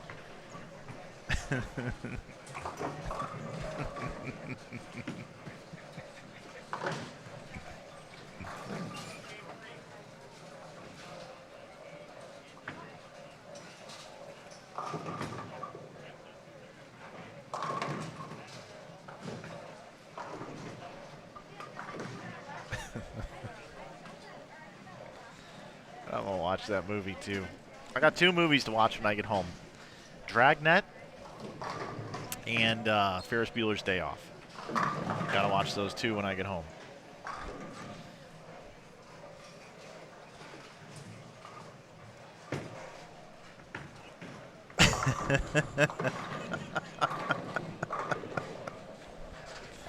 Rooney, did you say you wanted me to produce a body?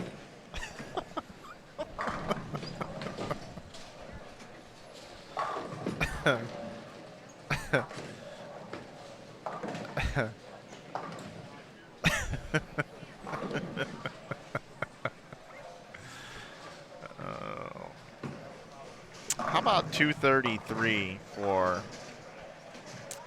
Michaela?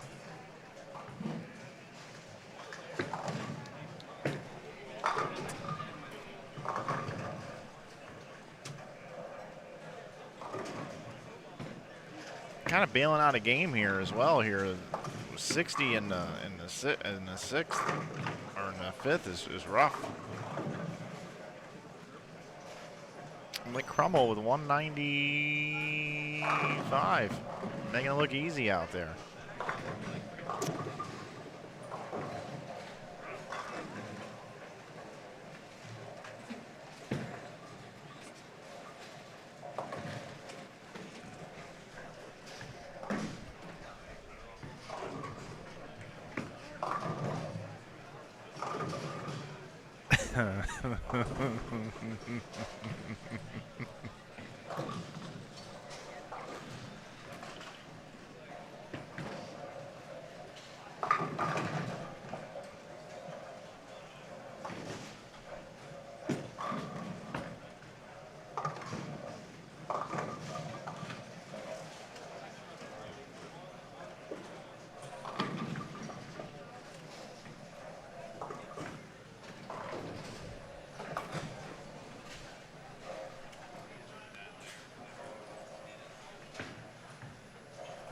Hey, the Black Plague Kills in the chat here.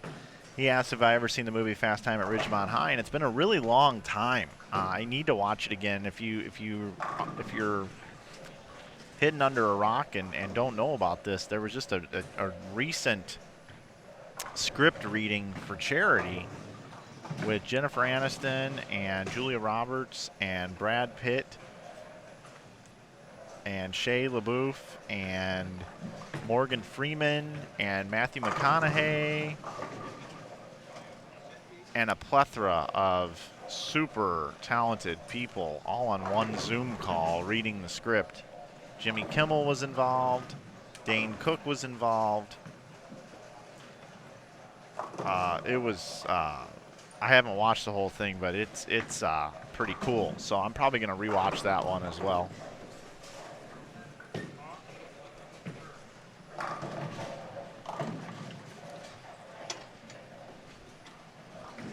Hilarious. I used to be able to do that whole Rooney bit from Ferris Bueller's Day Off pretty good. I used to be able to do that. My whole disguising of voices and stuff, I don't do it very much anymore. I know a lot of you love the Mitch Beasley that I do, but I'm out of practice. I literally have to do that stuff on a regular basis. Otherwise, I forget how to do it. I think one of the most talented actors of all time that's completely overlooked is Michael Winslow and all the things that he could do. Most famously known for Police Academy. Police Academy, that's another one. One of my favorite quotes from Police Academy is, "What a woman."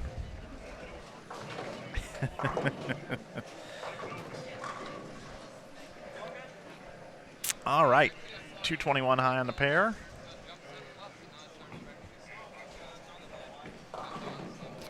So they skipped 2, they skipped 3,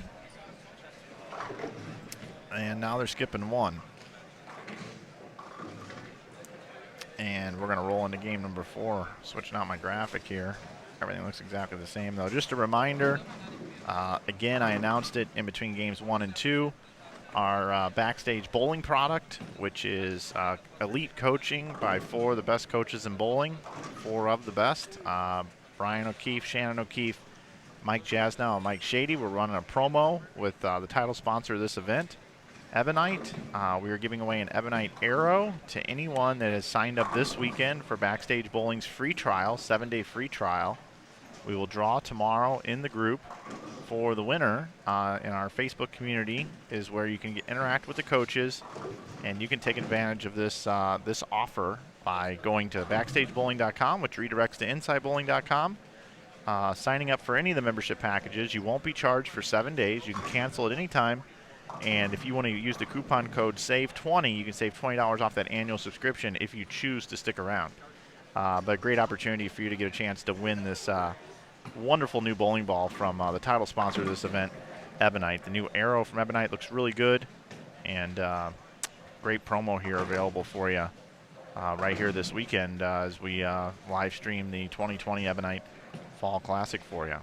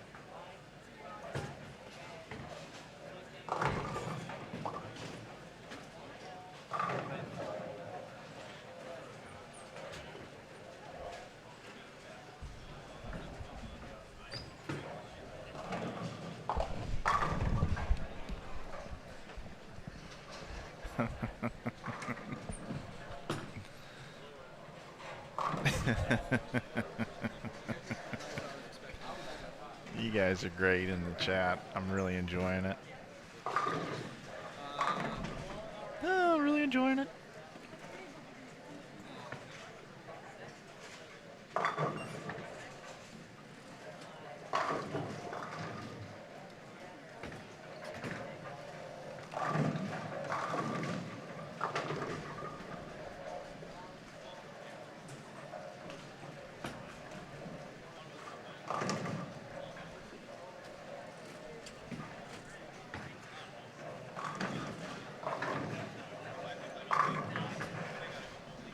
Just over here adjusting scoreboard cameras for the right pair.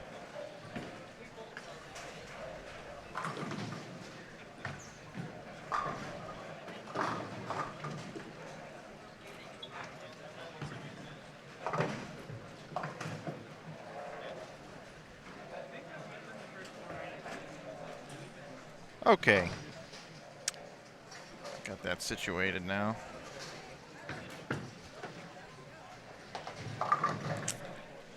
We've got Justin Stewart, Javier Vega, Brandon Mooney, and Anthony Dodge for you.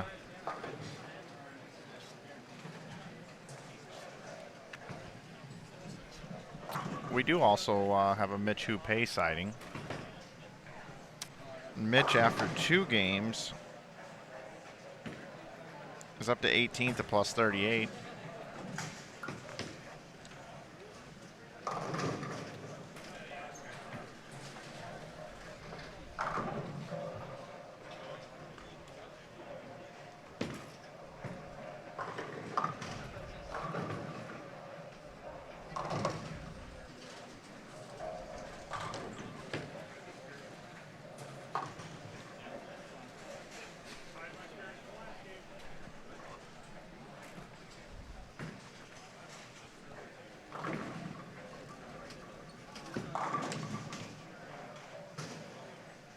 halfway through the morning block here. 3 games under our belt, 3 to play. All pinfall does carry over from yesterday into today. If you're just joining us, welcome. It's a good shot. Here's Mitch Houpe right in front of the booth here. Mitch was on this pair with Nick Pate yesterday.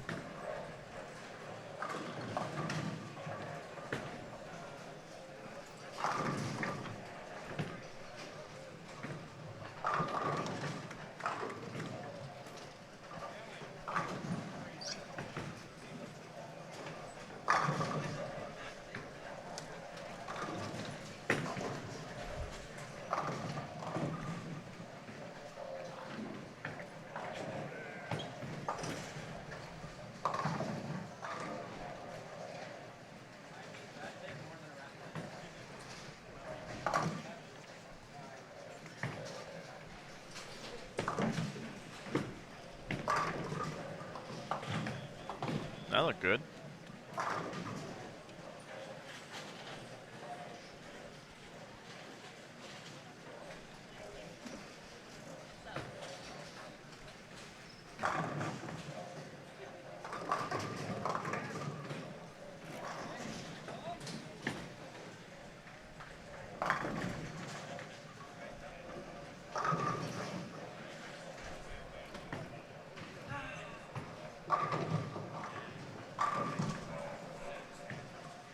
Welcome in all 500 of our viewers here. The bowlers are going to conclude this 6 games, and 54 of the players will go home. 10 will advance into the modified bracket. Places 5 through 10 will bowl in a modified bracket, and the top 4 will be seated into our step ladder. And currently right now through 2 games, Nate Stubler, Matt McNeil, Nick Heilman, and Cameron Crowe would be the 4 seeded into the step ladder. And then what would happen is Brody Green would bowl Clay Reese, and Darren Bloomquist would bowl Nick Pate. And then the winner of each one of those matches would then go on to bowl Rob Warren and Jerry Mars. And then the winner of that match, or those matches between those, then would bowl each other to determine who's the number 5 seed, to then take on Cameron Crowe, and then Nick Heilman, Matt McNeil, and then Nate Stubler. That's what would happen if the tournament would have stopped after game 2. And just missing would have been Zach Denton.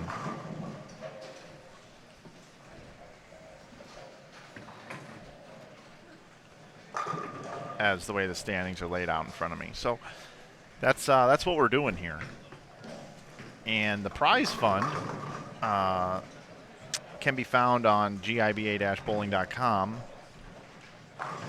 When you click on schedule and you click on event details, you can click on and see this event. And you'll see that first place based on 180 entries, and they had 25 more than that, so it may be altered a little bit better than this even. 3,000 for first, 2,200 for second, 1,600 for third, 1,300 for fourth, 1,100 for fifth, 1,000 for sixth. And that's on a $160 entry. A lot of added prize money here.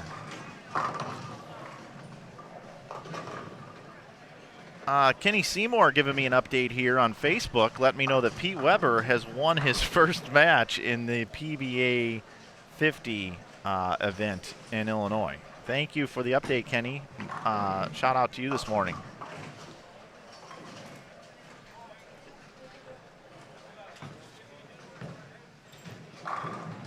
Hey, Joey. How's it going? Is Sean making up ground? We'll find out in a minute. I'll have scores in a minute. Let's see. What's the next tournament I'll be live streaming? Well, that's a great question.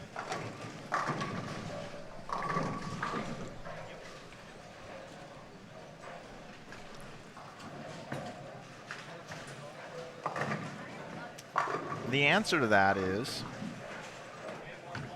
I am streaming the Nightmare Doubles Bowling Tournament October 24th and 25th from Little Rock, Arkansas.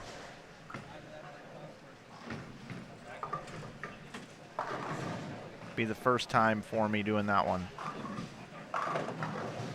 That's what's currently on the docket, but I expect, as anything else that's going on, anything could change, but right now that's what I have on the docket.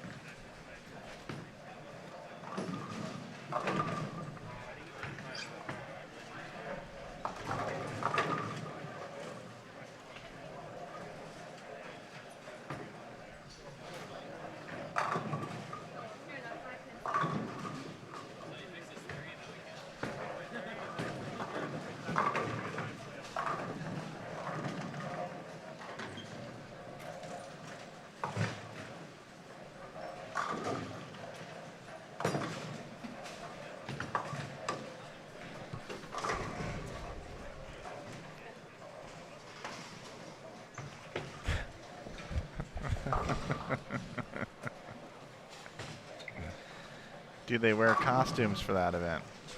Not that I'm aware of.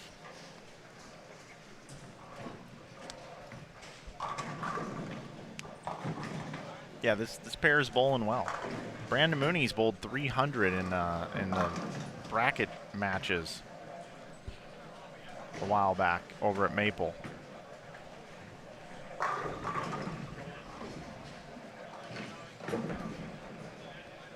See several people sign up for Backstage Bowling. Appreciate it. Looking forward to seeing you over there.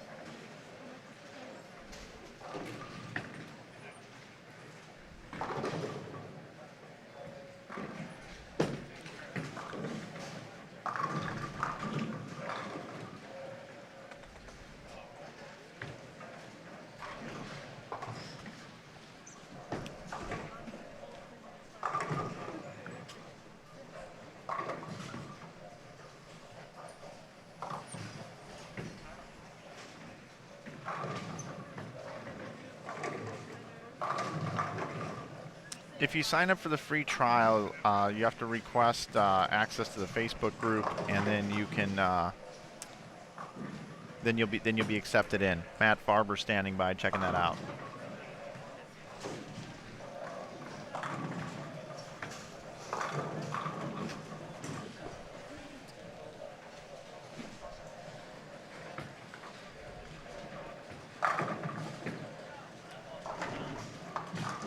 Brandon Mooney looking for a triple.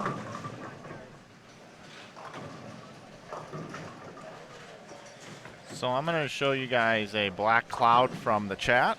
You guys wanted Logan on the front four. Here's his fifth shot. All right, you guys didn't black cloud him. Good job.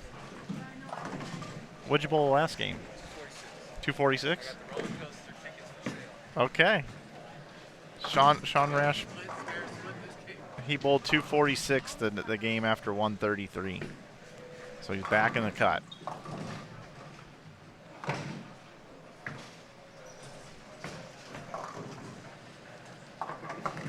So you guys go. Let's see. Front five for Logan Williams. He's plus 36 after 2. I'll have a number for you after 3, I would imagine, here shortly. I should probably check Twitter like you guys. Might get him a little bit faster if I just check Twitter. Let me see. Nope, 36 minutes ago, game 2. So, it should be any minute now.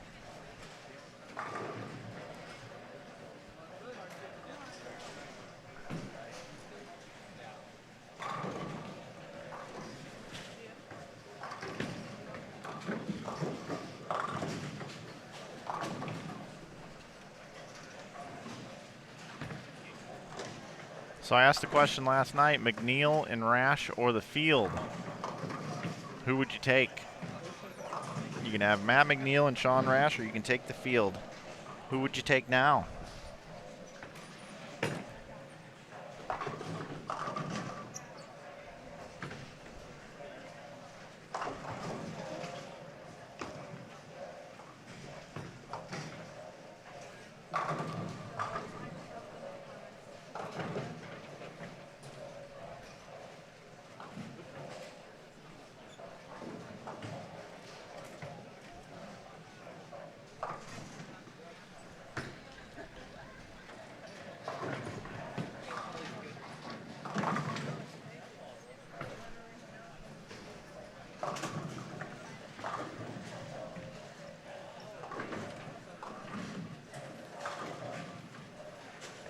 So Mitch Houpe has 78 in the 4th with a spare up in the 5th. He's up in the 6th right now.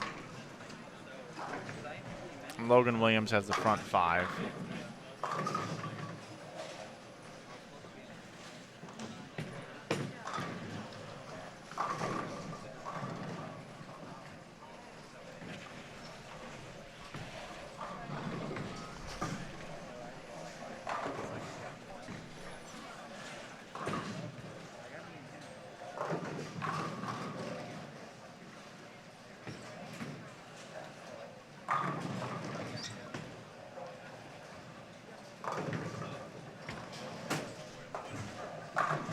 Pretty good shot there still.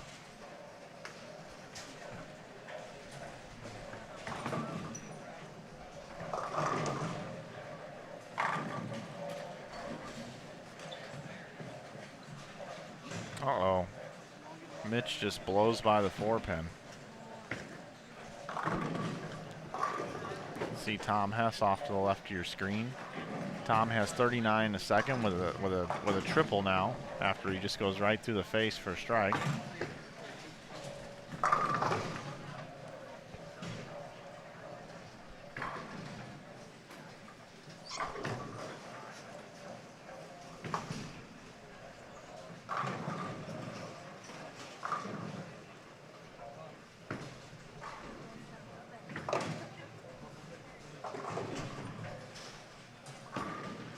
Oh yeah, it's in Jonesboro, sorry.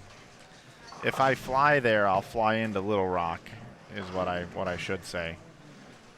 The Nightmare Doubles.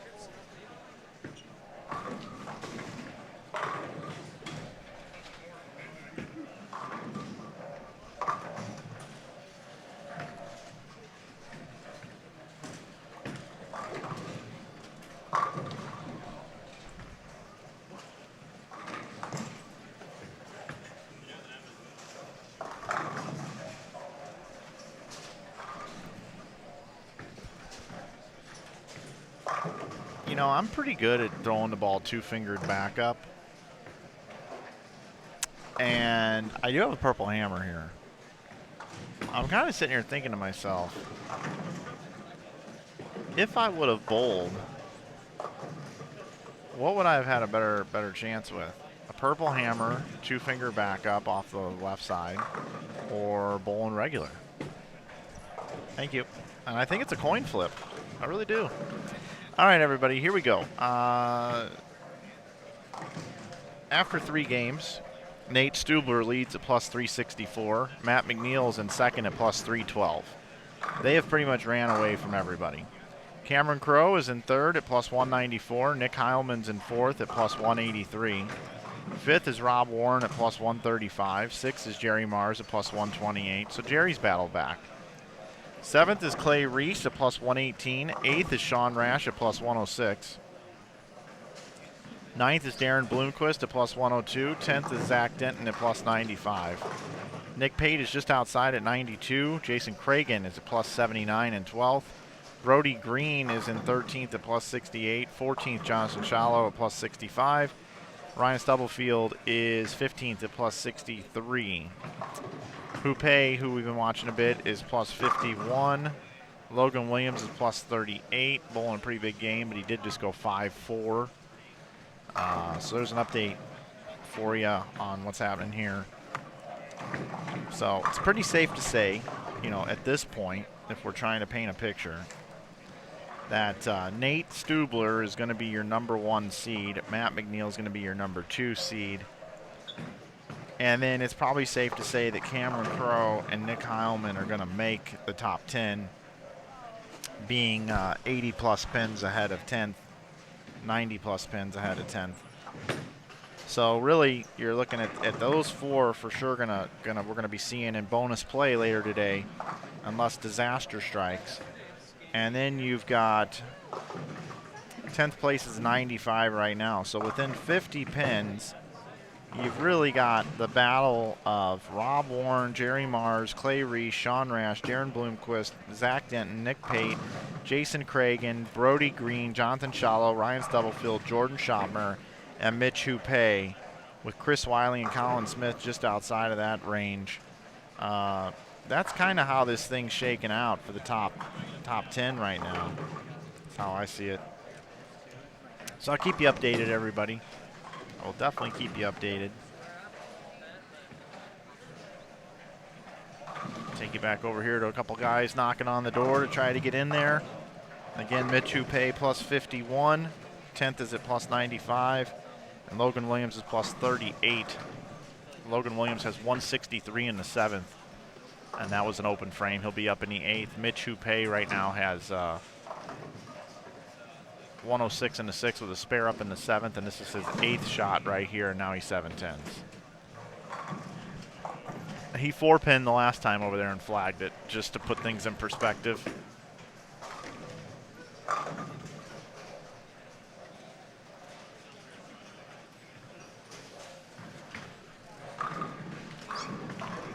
That's inside a target and crosses over.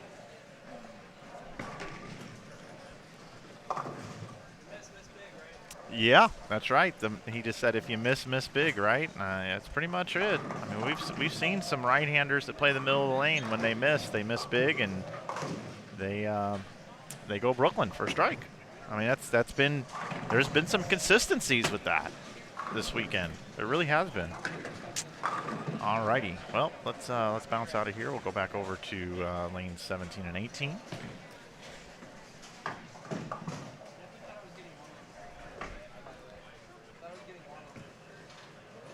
Houpe is using a tempo.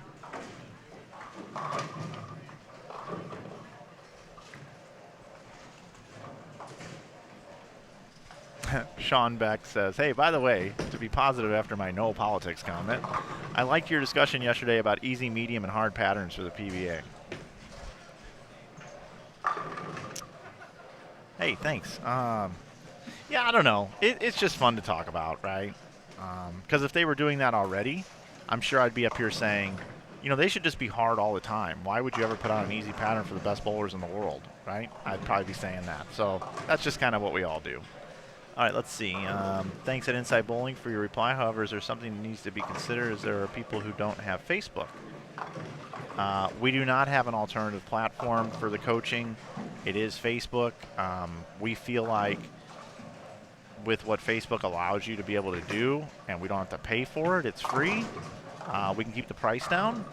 And if you sign up for Facebook for only Backstage Bowling, that's the only thing you use it for, it'd be the same as if you signed up for our app if we had it anyway. You have to go through a sign-up process, and you can go on Facebook and not request any friends or do anything, and you could just go right into the group, request access, and that's all you have to use Facebook for if you're not a Facebook person.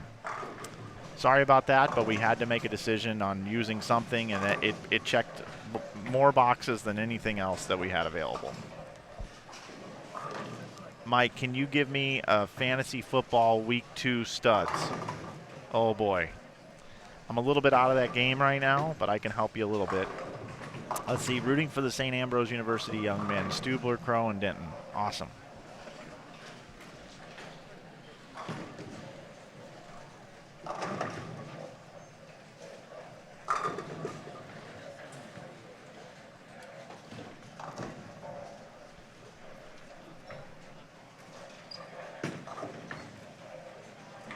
I'll talk a little football for just a moment. I think there's a lot of parity in the NFL this year. I think that be careful on those favorites because, you know, training camp was a lot different this year. And I was not surprised last week that Jacksonville got the W. I was not surprised that Arizona got the W. They're better than you think. And the NFL there's a lot of parity in the league. Much like the NBA bubble, so be careful if you're a sports gambler. So just looking at the games here, you've got the Rams headed to the Eagles. That's a coin flip game, in my opinion. The Rams are 1-0, and the Eagles are at home. The Eagles lost a big game to Washington last week that they shouldn't have lost. I think they're going to be fired up. I think the Eagles get the W today. And the Rams having to fly cross-country all the way to Philadelphia. I kind of like the Eagles in that game today, and it looks like the line has moved 3 points more value with the Eagles, as it's almost a pick 'em now. So I would take the Eagles in that one. And I'm not sure the status of their running back situation. I don't know if Miles Sanders is back or not yet.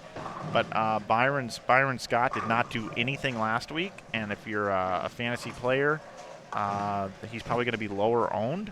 So Byron Scott, check the depth chart, but Byron Scott could have a nice bounce back in this situation. And Alshon Jeffrey, for whatever reason, if he's healthy, he was very silent last week. I'm not sure if he played or not. Again, I'm a little out of the loop, but check on his status. He likes to have big games at home. Panthers at the Bucks today. You know, that's an interesting one. I see the Bucks here are favored by 8. I like the Panthers getting the points in that one. The Buccaneers are not dialed in yet. They're not in rhythm. I know they're back at home now. The weather should be good, but I think the Panthers are going to game plan for this one. And I kind of like the Panthers plus the points, but I do think Tampa does get the win. And if you had to pick any receiver on the Buccaneers, I kind of like O.J. Howard as a dark horse. But Chris Godwin is the guy right there. Godwin's going to run some slant routes over the middle. He's going to be used like Julian Edelman.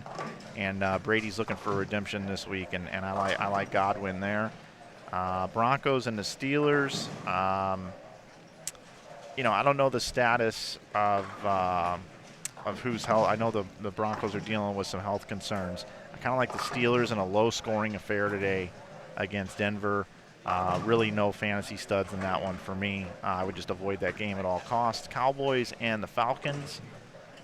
That's going to be a high-scoring game. I consider that being a shootout. Looks like the total's 53. I would stack that game. Thank you. I'll get back to football in a little bit. I do think the Jets are a sleeper today. I think 49ers are overrated. I like the Jets at home getting 7. No fantasy players in that one. So far, I say stack the Falcons-Cowboys game every which way you can. There you go. There's my analysis early.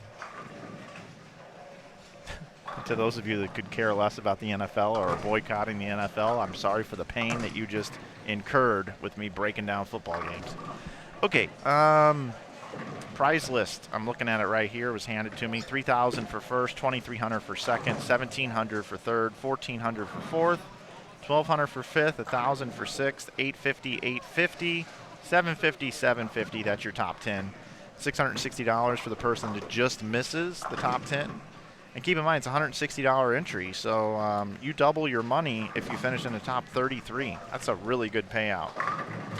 And they paid 68 spots in this event, plus 3 additional seniors.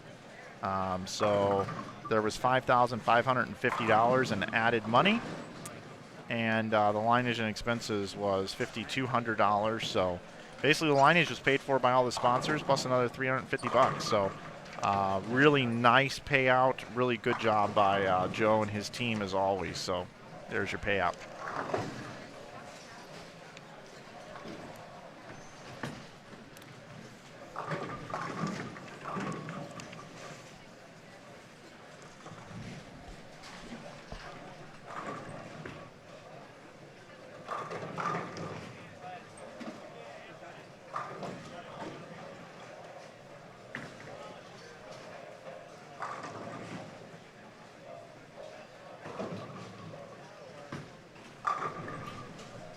Mike Pate says, "Hey Mike, for not being into football, you have a lot of info." Let's just say I'm not into it as much as I was. Godwin is hurt. Who they sliding in there then? OJ Howard's gonna have a huge game then. $160 was the entry fee for the event.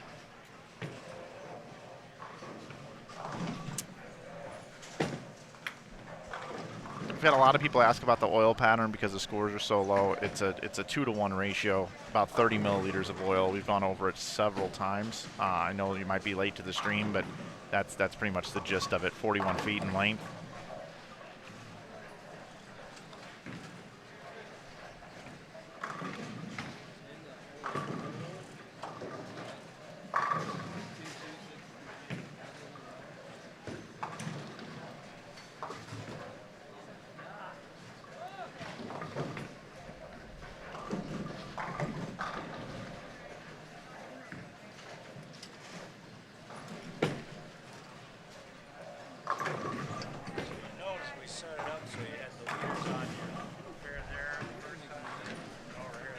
Yeah. Perfect. And they're standing up there, so that's Yep, yep. It will be. we are still moving though. Oh, we're going to move?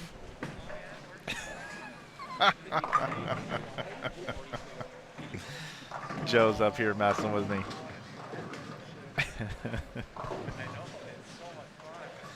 It's a blast. It's a blast, let me tell you.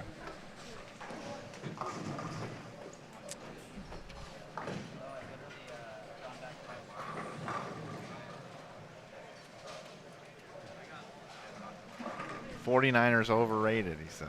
Well, that's two things you don't know about, football and bowling. Okay. All right, Greg. I see you.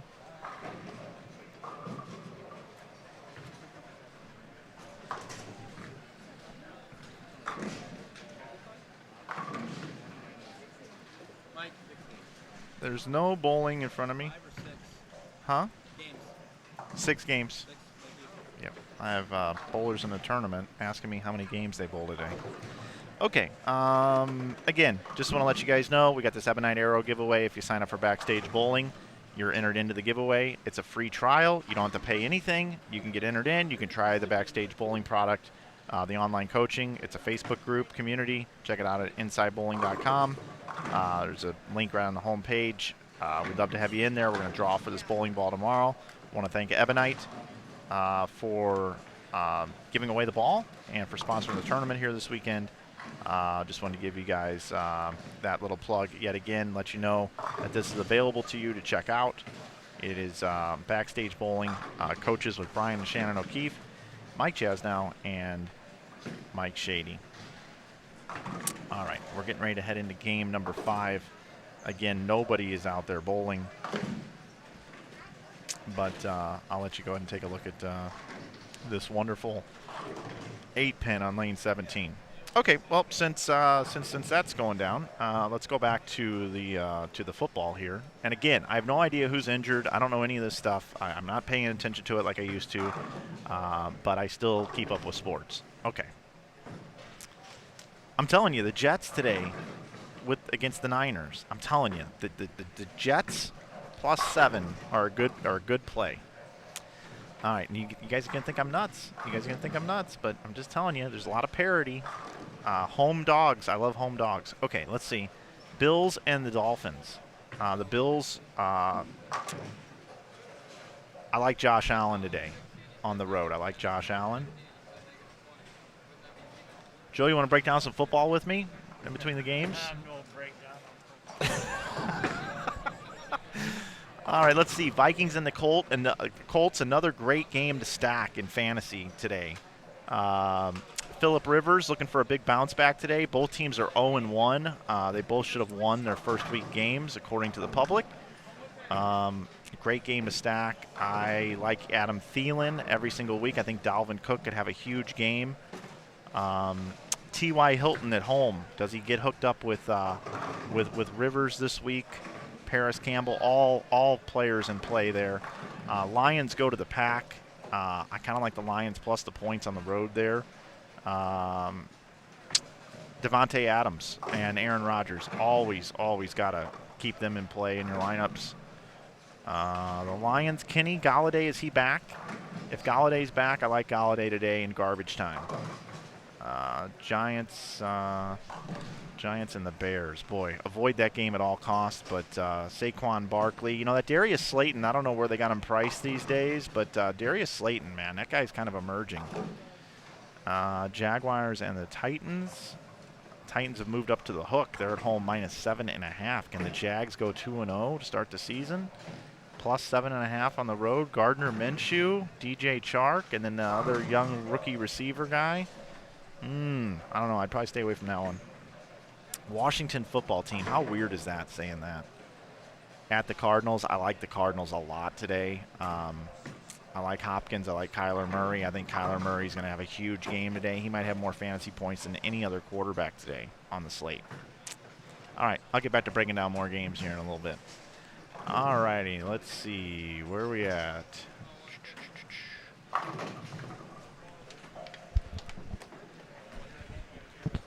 What do you got here for me? Oh, yeah. Let's take a look. Match 1 and 2, 13 and 14, 15 and 16. Match 3, 17 and 18. Yep. 25 and 6. Yep. That's exactly. Right in front of you, that's okay. That's okay. That's exactly what I was thinking. I figured it was. Yep. We're good. I know you can't stretch forever up there. Correct. That's too much. Yep. Joe's up here just working on getting our lane assignments together. So, yeah, it's perfect. All right. 13 and 14, 15 and 16 will be the first matches. And then once all that's done, they'll move over to 17 and 18 and determine who's the 5 seed. And then the 5 and the 4 seed will take place on 25 and 6. And then the winner will bowl the 3 seed on 23 and 24, the 2 seed on 21 and 22, and the championship match will be on lanes 19 and 20 right here in front of us. So I do have bowling now. Let's see over here. Got the yellow screens, means they haven't bowled for a while. And we got Andy Buelo, Brent Boho, who's been taking fashion advice from Lady Gaga. And let's see, who else? Tom Hess and Josh Zilk. Where was Hess after that game? +17 after 3 games. You know, he is a guy that could pop a big game and get up in there. Let's see who's making fun of all my football picks here. Jets will lose by 10 or more. The Bills and Bills over. Let's see. What's the leaderboard looking like? You can check that out at Inside Bowling on Twitter. Brett Favre shows up to the Bucs game wearing the old school Bucs hat and T-shirt. Let's see. Who's leading the field? All right. Nate Stubler's leading the field at 364 over, followed by Matt McNeil at 312 over, Cameron Crowe at 194 over, and Nick Heilman at 183 over.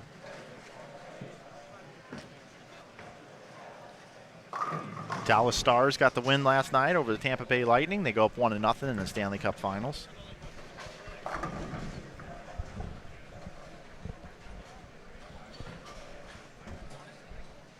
It's kind of fun talking other sports a little bit from time to time on here just because it's a passion of mine. But the other thing is I also think about, the YouTube, all this content on YouTube is going to live forever, right? As long as YouTube exists forever. And if that's the case, and I've said this before, but just not this weekend, if you're listening to this in the year 2152 and I'm long gone,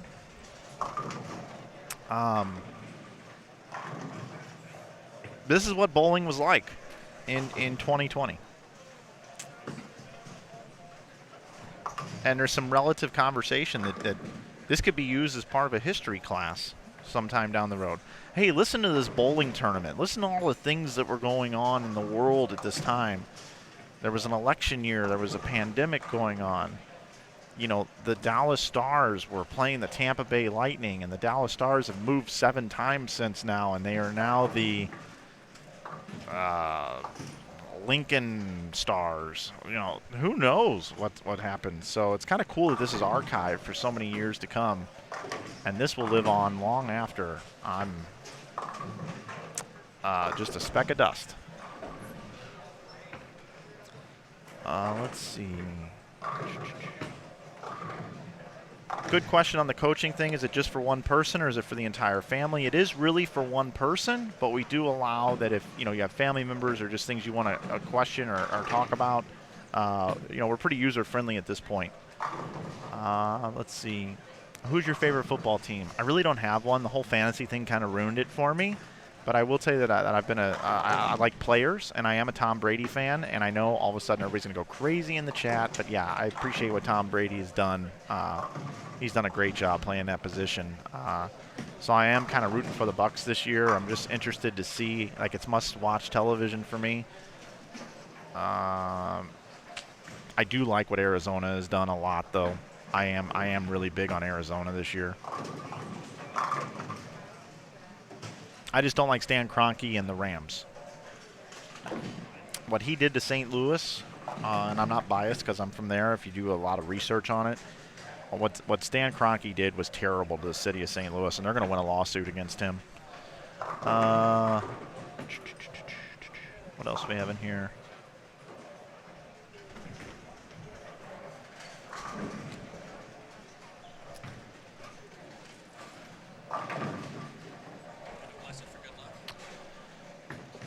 Dear bowling gods, please bless this high road pearl so that it will strike today and take Nick Pate into the top 10 so we can watch him bowl later on this live stream.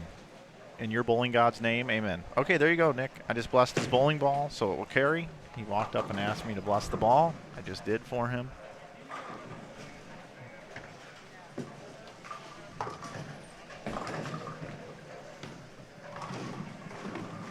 And we'll be able to watch him bowl as well, because he's on 19 and 20 right here. Actually, we've got a lot of good bowling here. I don't know what to do. Let's see. What can I possibly do?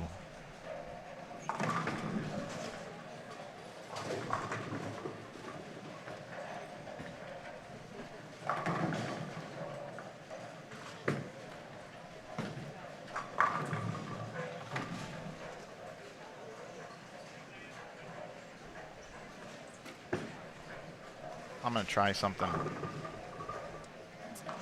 Let's see. Lanes 21 and 2, 17 and 18, so this is number 6.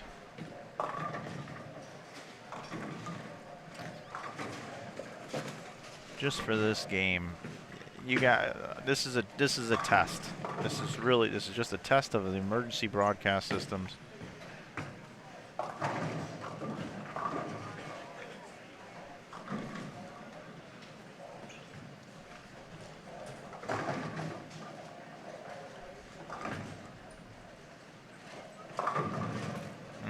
That's not going to work.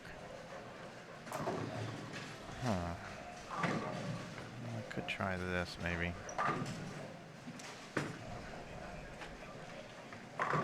Trying to build you. I was going to do a top and bottom picture-in-picture for you guys, but it's not working. I don't have a wide enough view. So let me try this.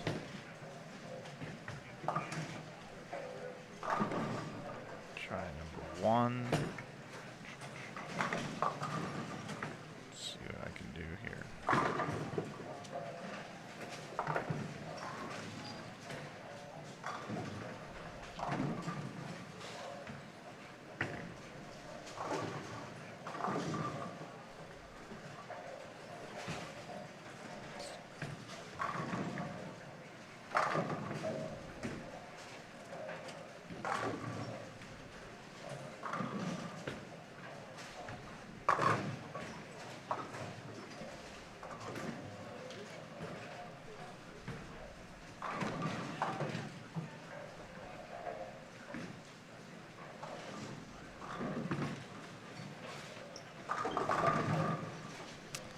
Alright, well, I built something for you guys. I don't know if you're gonna like it.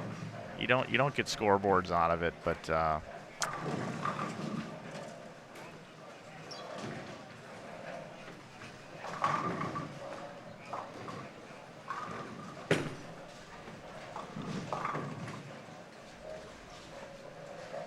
send it here in just a second.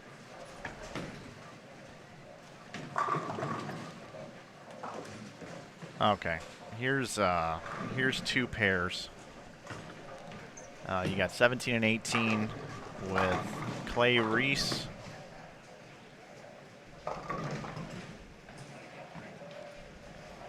Jonathan Shallow, Jordan Shopmer, and Colin Smith. And then you've got 21 and 22 with Tom Hess, Andy Buelo, Brent Boho, and Josh Zilk.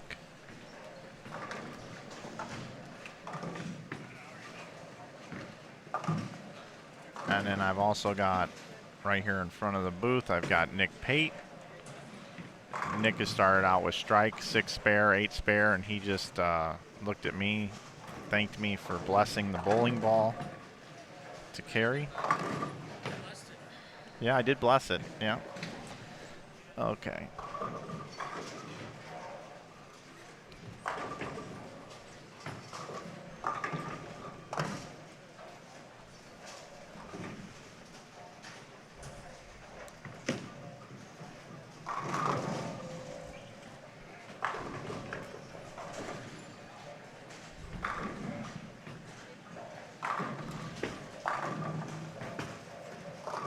Brent Boho. Ooh, man. Off the end of the pattern, that thing went sideways.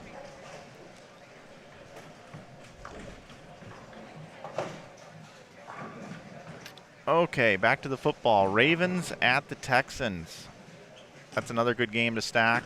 Mark Andrews, the tight end for the Ravens. That would be my hot fantasy football pick. Mark Andrews in that game for the Ravens.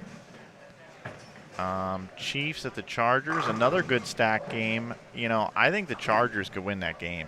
So I like them as a home dog, getting 8.5. And I like Austin Eckler a bit in that game. And I think the Chiefs are in for a letdown today. Let's see, Patriots and Seahawks are the game tonight. I'll be watching that on my way home, or listening to it, I should say. Seahawks and the Patriots. Seahawks at home. In that particular game, I like DK Metcalf a lot. And stacking him with Russell Wilson. I think he has a big breakout game tonight against the Patriots. And I think they win, and that game is a snooze fest. You can turn it off halfway through the third quarter, and you don't even have to worry about it. You can go to bed.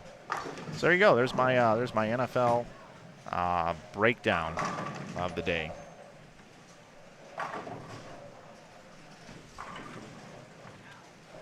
This picture-in-picture is not terrible.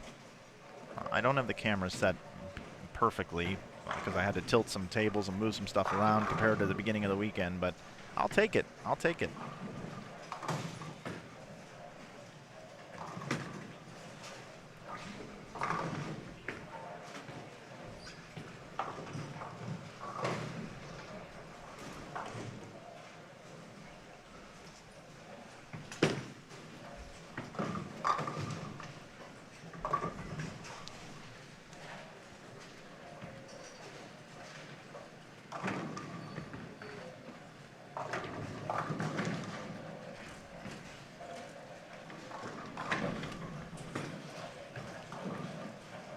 Little update on Nick Pate here in front of me. He missed the head pin to the right. Leaves the 1-2-4.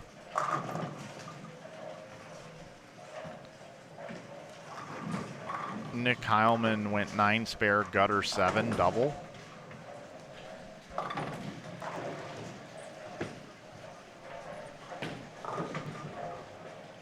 I do like Clay Reese's look out on the lanes.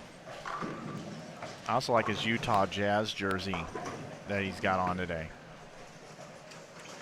The mountain jersey, pretty cool. I've become a big Jazz fan living in Utah, season ticket holder now. It's pretty cool.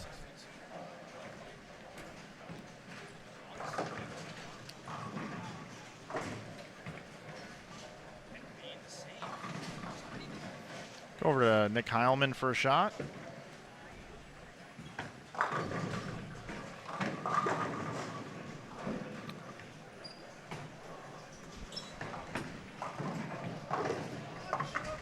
Jason Cragen up on lane 19. We get a good look at him. He has 87 in the fourth with a strike working in the fifth.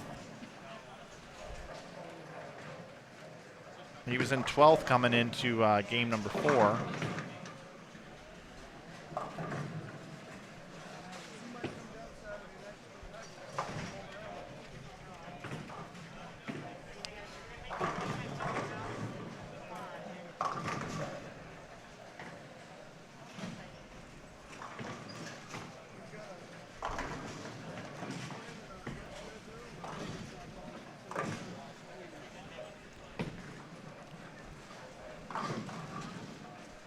It's taking a little longer to bowl this morning too, everybody.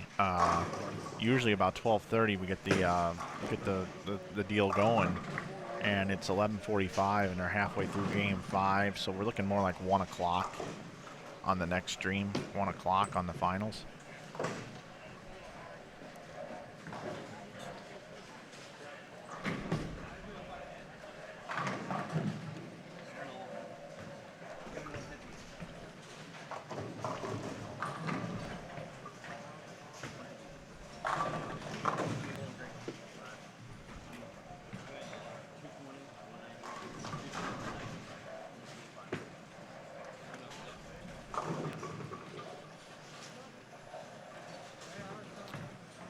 Nick Pate, 78 in the fourth, spare up in the fifth, and he gets a strike there.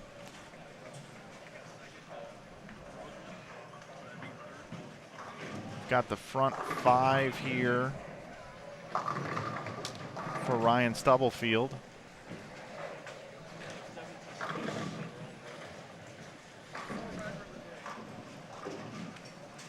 Stubblefield's been bowling really good.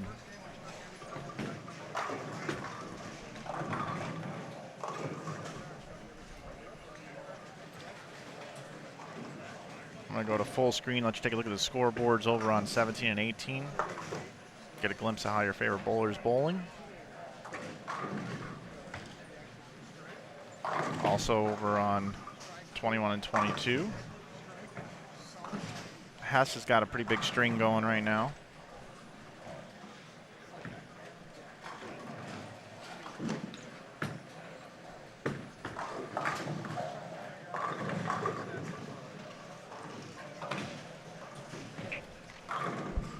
All right, I got standings after game number 4, everybody. We're going to start telling the story here a little bit better. Matt McNeil leads at plus 379.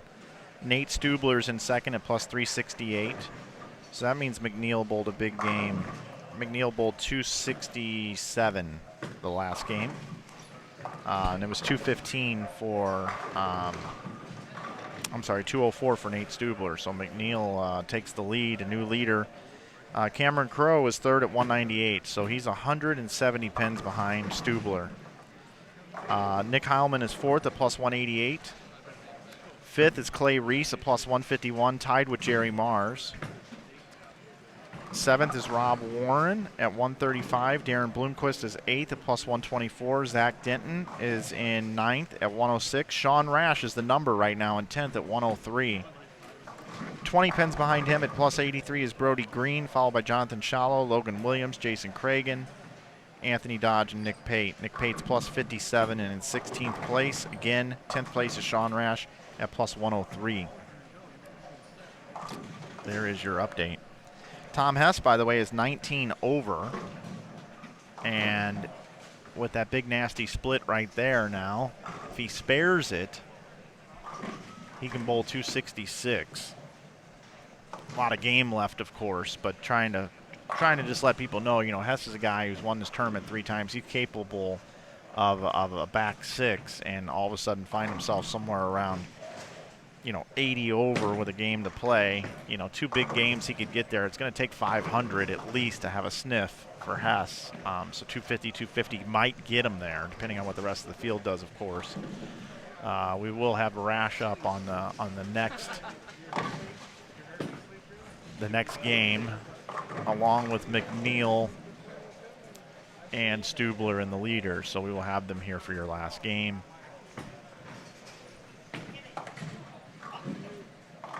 Hess not happy about that ball not hooking. Now, Nick Pate is up to bowl. You can't see him yet, but he's going to be here in just a moment.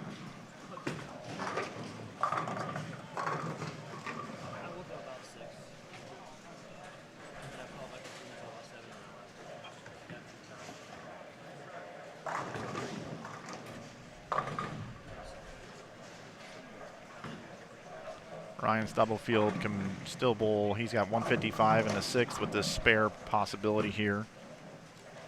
He can still bowl 265.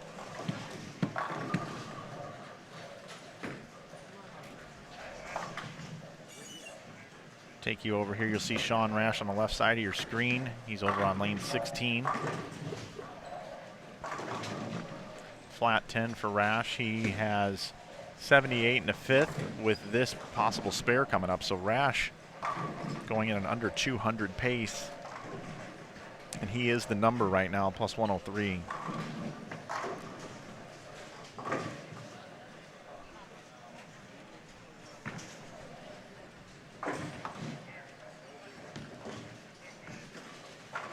Clay Reese, 47 in the 3rd, spare up in the 4th.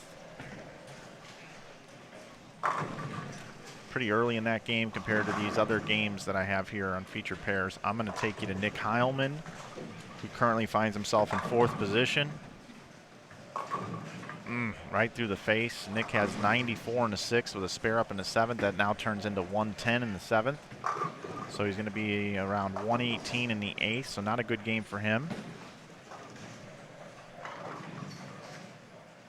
Jason Cragen can still bowl 236 this game. He's up in the 8th. Looking for his purple hammer to strike. He gets it.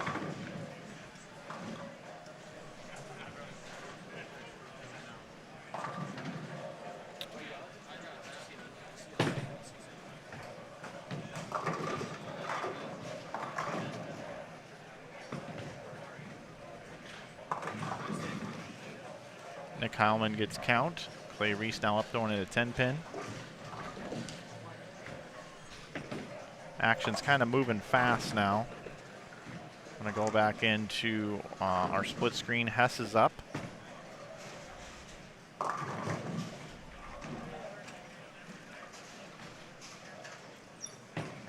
And he knows he needs big games right now, and he's starting to squeeze a little bit.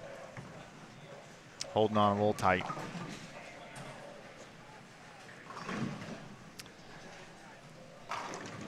This is the second ball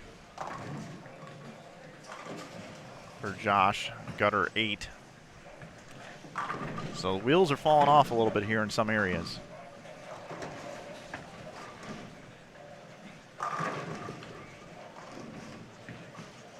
Shallow with a strike. Nick Pate misses the head pin again, right here in front of me on 19 and 20. I'll tell you the guy I like. I'll tell you the guy I like. I don't know if there's going to be enough left here, but Ryan Stubblefield, he's plus 13. He's got a long way to go here. But if you don't know this guy, he throws it sweet. He's still got 260 left this game. And just on cue, when I talked the guy up, he's gone light twice on 19. But he did start with the front 5 and was trying to make a run here. Thought if he could finish that game out for 260, puts him about 70 over. Number's probably going to be around 110 with a game to go. He can shoot another 250, he can get in there. Again, here's Pate throwing at a 1-2-4-8.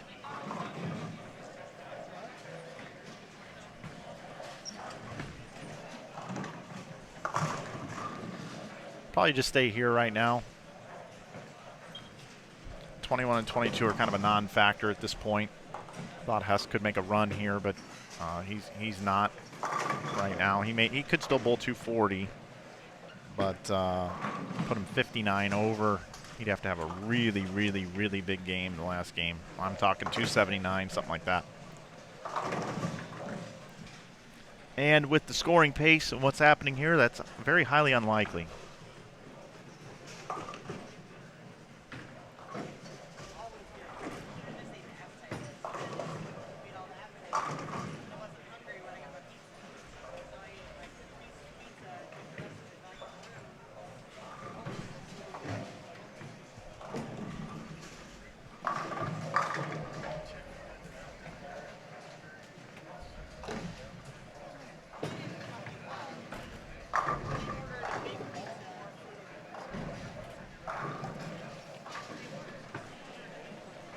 You guys are asking who is Darren Bloomquist.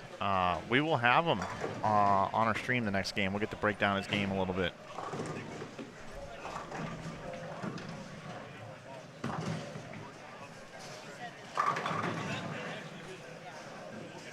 Jason Cragen with a double. That was for Nick, right back in. I mean, I had my eyes closed.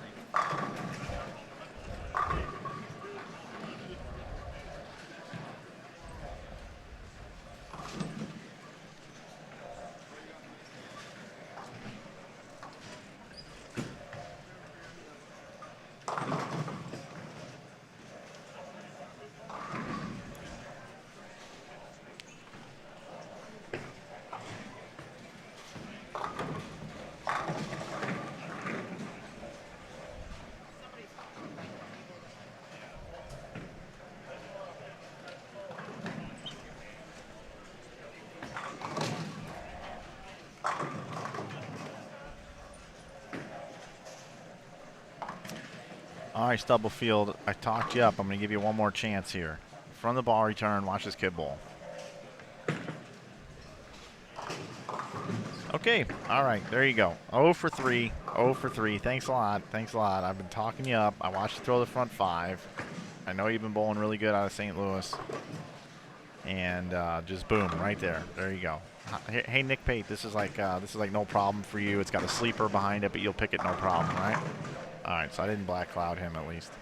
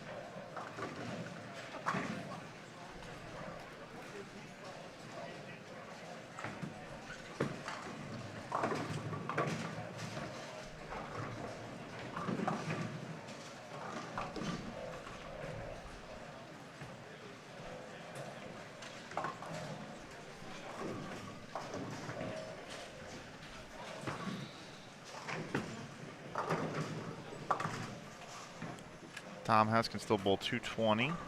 Andy Buelo just checking here. Just looking, make sure I'm not missing. He's got a pretty big string going here.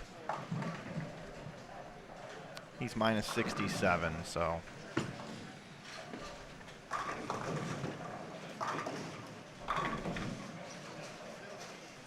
Nick Heilman, though, is in some trouble.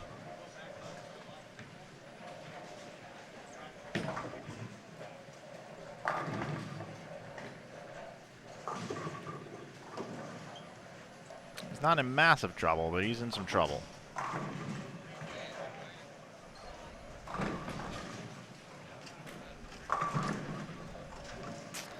All right, so we're going to go to Heilman here. Heilman's in 4th position at plus 188. He has 118 in the 8th with a strike up in the 9th. So best he can bowl is 158 with a spare and a strike. Jason Cragen can bowl 215 with a spare and a strike here in the 10th frame. And I will finish on 17 and 18 with you guys. They are in the 8th frame. These guys are in the 10th, and so is 21 and 22. So Clay Reese fans, Jonathan Shallow fans and such, I'll have you guys all set up here in a minute for the end of their game.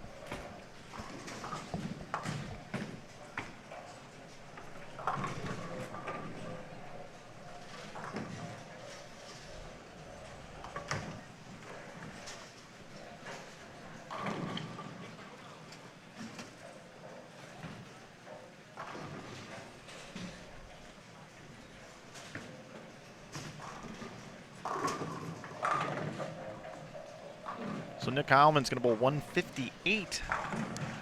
It's going to take him 42 backwards. Going to move him to 146 over.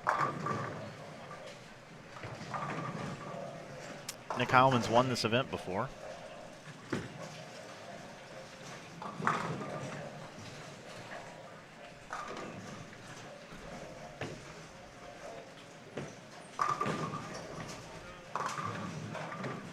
Did not like that pair at all. 154 for Nick Heilman.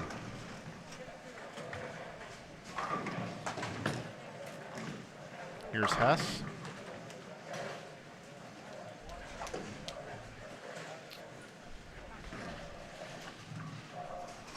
Brent Boho with a string of strikes to finish the game.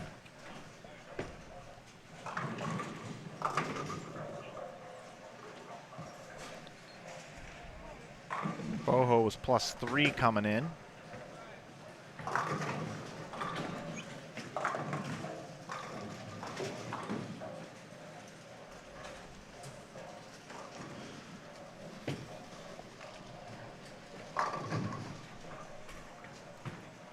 All right, Brent Boho bowls 177 with the string of strikes like that. So it just goes to show you where he was at before that. So pretty low scoring over there. You're going to see Nick Pate come into your screen over here on the left side. Nick has now moved to urethane. That's the first strike in the 10th. He can bowl 200 even with 2 more strikes. Tom Hess picks up the 4-pin. He can bowl 209. So as far as I'm concerned, Hess cannot get there mathematically. I mean, if he bowled 300 maybe, but probably still wouldn't be enough.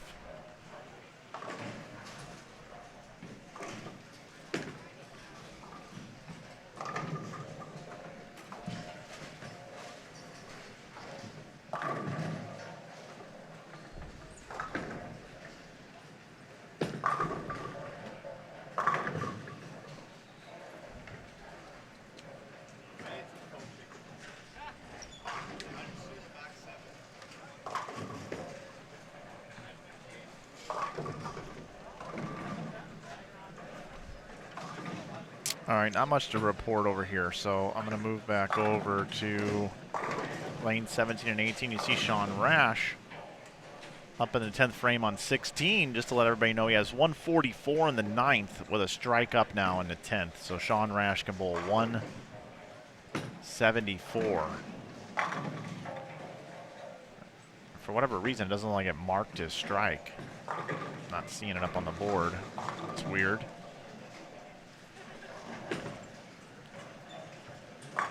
By the way, everybody on the right side of your screen, that was Stubblefield with a double in the 10th. Actually, he struck out. That was 3 strikes in the 10th. So if I put the camera on him, the guy can't do anything. I take the camera off of him, he struck 8 times.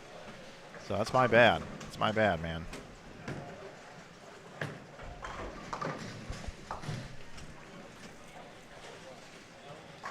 Okay, Rash's strike is now up on the board. Again, he can bowl 174, and he is the number right now at 103. So there's going to be a lot of jockeying for position here. Rash is going to need a game the last game, and we're going to have it. We're going to have it for you right here. He's going to need a game.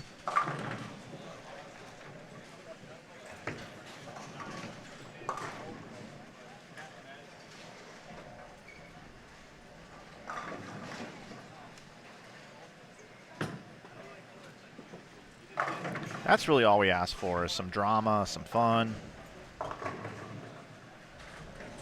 Be a major disappointment if Sean Rash doesn't make the top 10.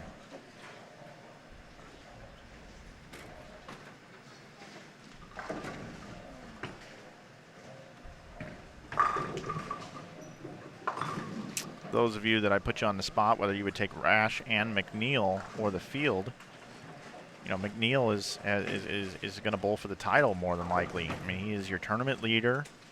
He's bowling great, so there's that 50-50 chance there. Going to be interesting to see how everything plays out, for sure. Clay Reese can only bowl 190 now. Clay Reese was in 5th at 151 over. He's going to go backwards. Not sure what Jerry Mars is having here, but hopefully they get me the scores as soon as possible when this game is over. This is one of the last pairs to be done, so that's good. That's good from a pace standpoint for us up here. Jerry, what'd you have the last game? Last game, what'd you have? 191? 191 for Jerry Mars, so he and Clay Reese are going to be in the same ballpark. Oh, no. Clay Reese is going to back up even more. So Jerry Mars is going to go ahead of Clay Reese. They were both tied at 151 over, so scores going backwards here. We see Heilman's going down. He was in 4th. We see Clay Reese is going down. He was in 5th. Jerry Mars bowls at 191. So he's going to go down to 140. 140. So everybody's kind of falling back here. A lot of falling back. Heilman bowled 150. Clay Reese is going to bowl 150. Jerry Mars bowled 190. It's falling back a little bit. Okay. I don't know about Brody. Jonathan, 180. Johnny's going to do it. Logan Lewis.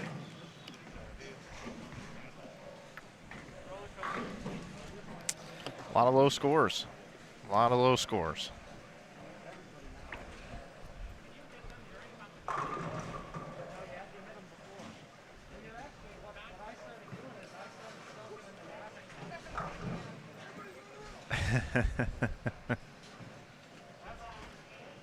Oh, football started. Football has started. Thank you guys for letting me know.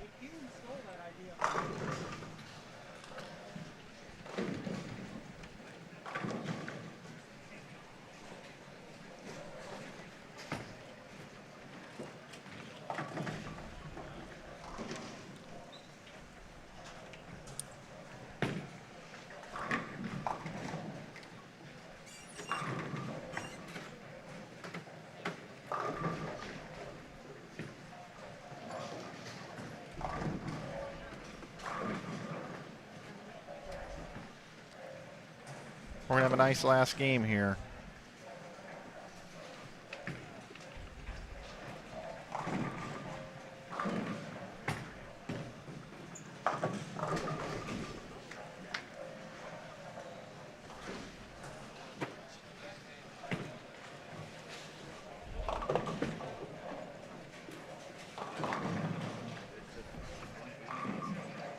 Colin Smith quietly here is going to bowl 253. And that's really the big story here, I guess, because Colin Smith is now going to go from 48 over to 101 over, which he leapfrogs Rash, Bloomquist. So yeah, right here, Colin Smith, 253. Huge game for Colin Smith.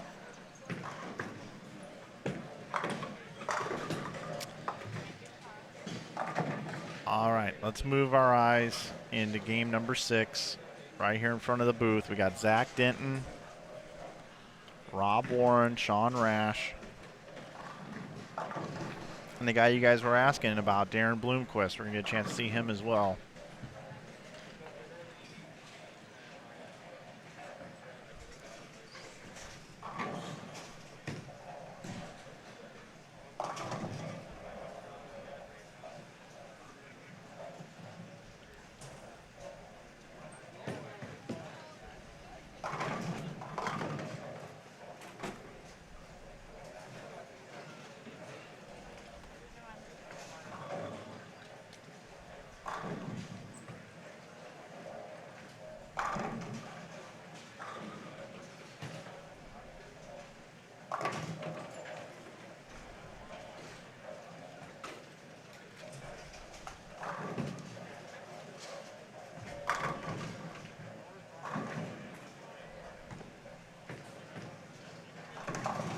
Rash starts with a strike.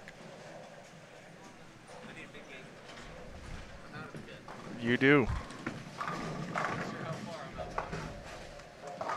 Rash says he needs a big game. He knows.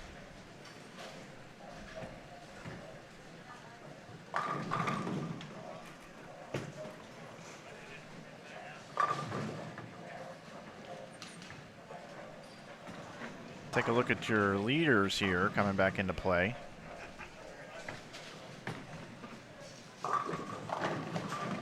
Jerry Mars, Nate Stubler, Cameron Crowe, Matt McNeil.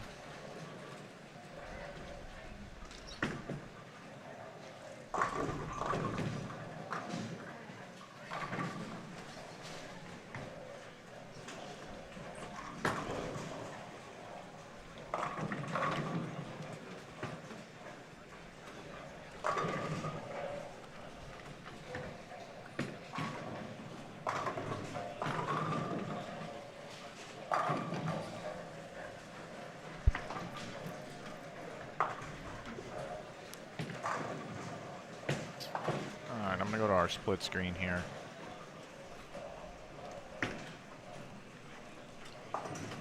Got Colin Smith making a move. Clay Reese leaves the 9-10.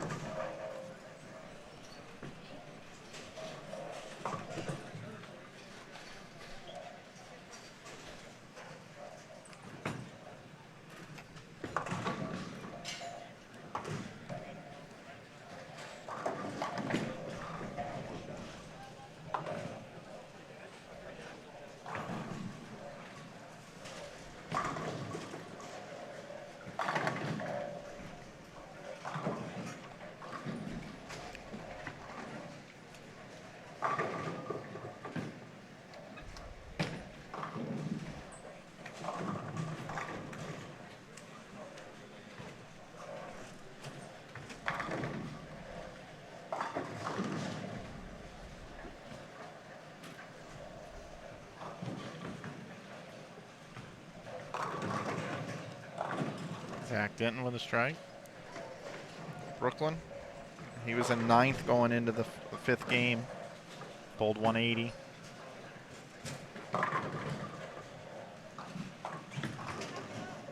All right, here's Rash. Started with a strike.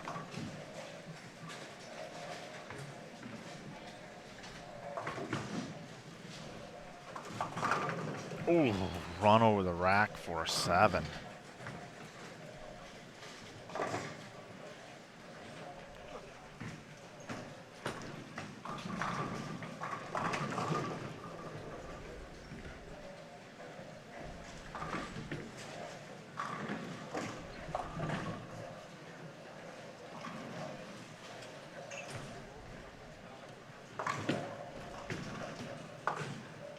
Okay, covers it.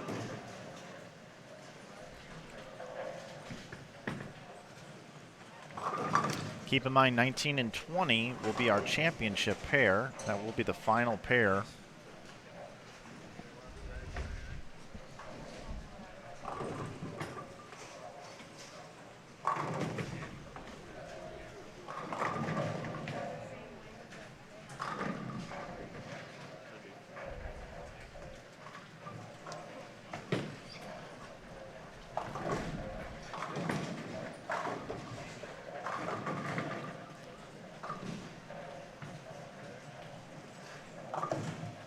There's Darren Bloomquist, who was in 8th going into that last game.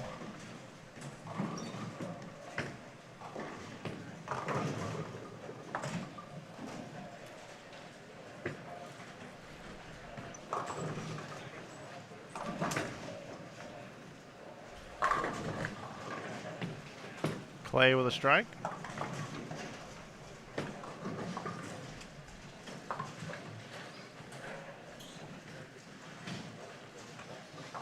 I'm just going to kind of bounce around here, everybody, as best I can for you.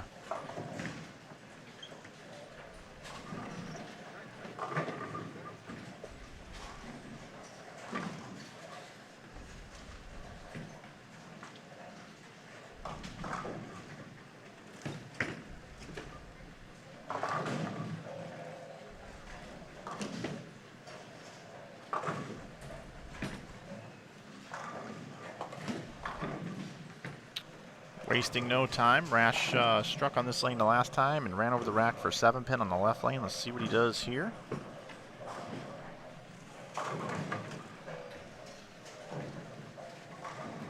Trip 4. Take a look at Cameron Crowe. Looking for a double.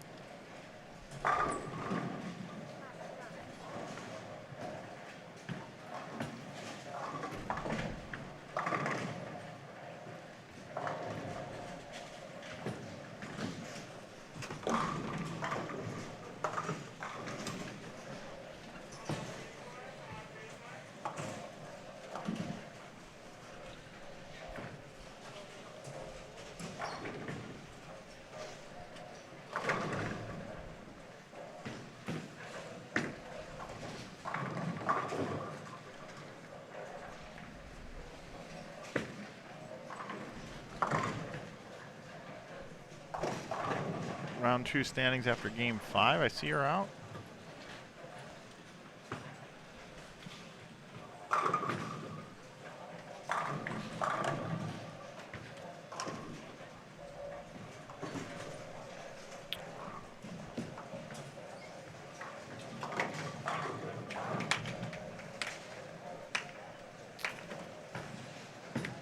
After game 5, updated on Twitter, Matt McNeil leads at 406, Nate Stubler at 391. So we do have a match here between the two of them, duking it out for the top seed. Third is Cameron Crowe at plus 229. He's pretty safe there. Darren Bloomquist is fourth at plus 170. 142, a tie for fifth with Jerry Mars and Nick Heilman. Rob Warren is seventh at 136. Clay Reese is 8th at 109. Thank you.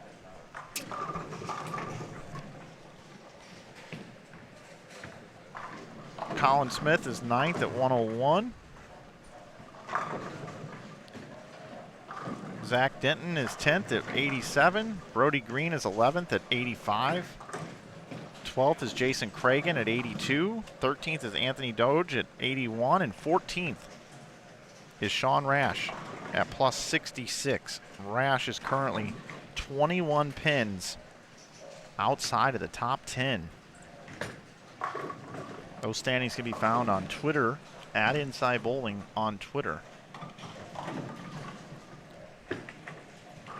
Zach Denton is the number. And Zach Denton is now up right now to bowl.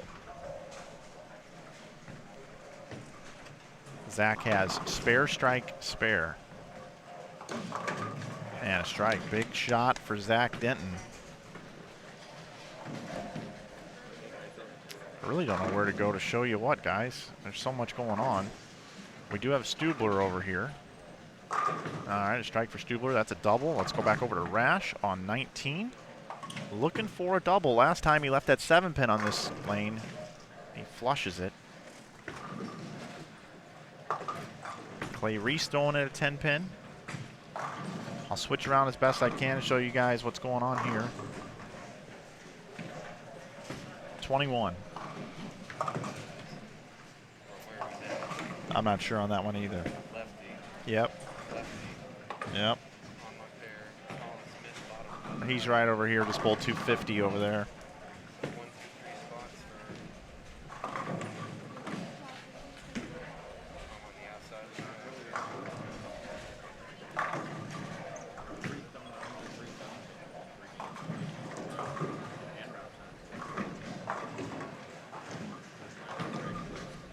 Anthony Dodge started in 21st place.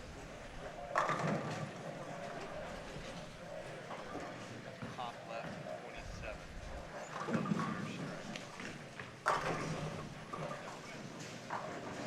Pretty impressive strike by Cameron Crowe there. Let's go back over, look at Darren Bloomquist. He is currently in 4th position. And Bloomquist now has strike, spare, open, spare, strike. Sean basically says he bowls 250, he's in.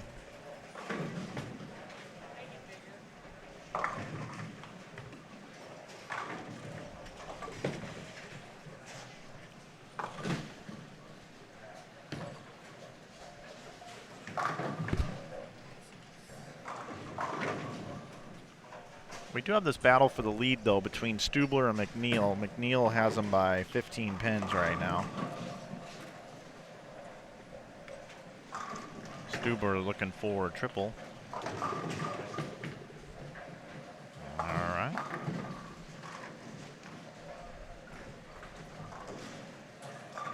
Back over to 19 and 20. Zach Denton through the face. Sean Rash taking a re-rack.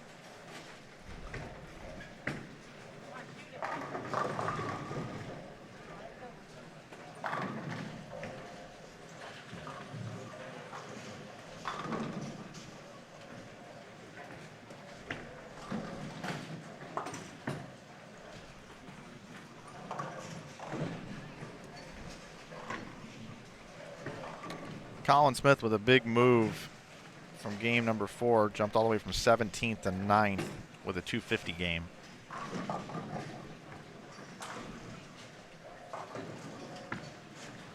Zach Denton left the 6, 7, 10.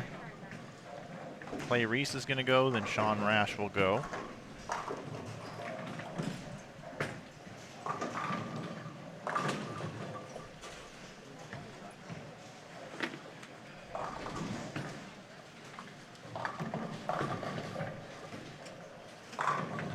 Rash with another strike. He's coming. And now here's Matt McNeil. Little relief from Nate Stubler there for this top seed. And McNeil goes Brooklyn.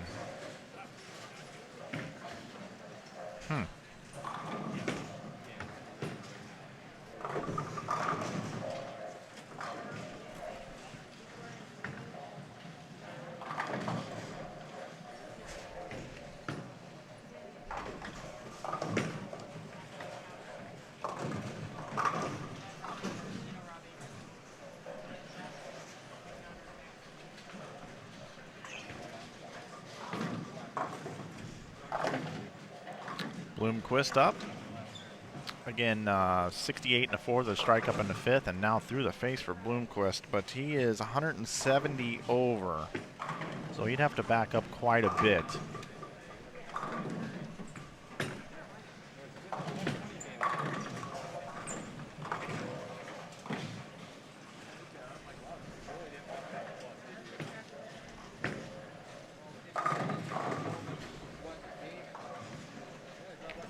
Clay Reese got a double.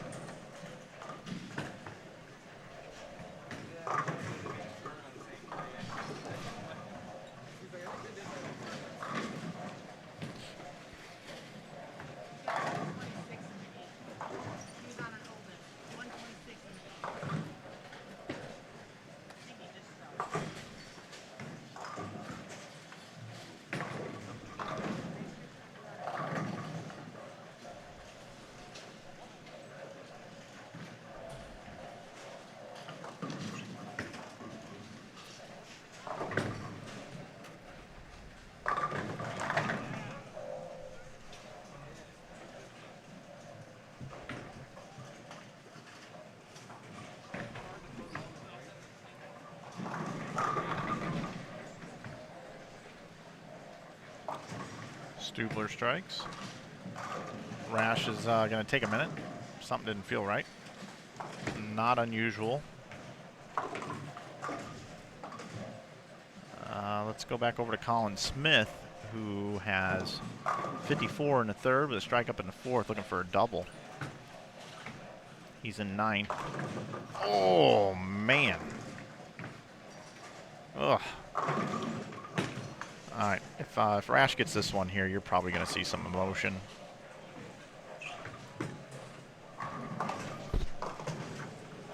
Got a little grabby with it. 6, 7, 10 for Rash. That's his first bad shot of this game.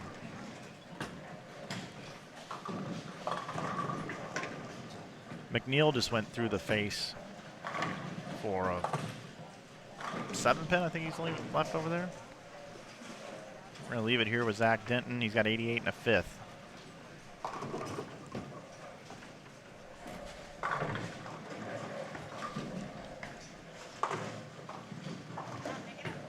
Colin Smith, this 4-9 would be a big conversion for him.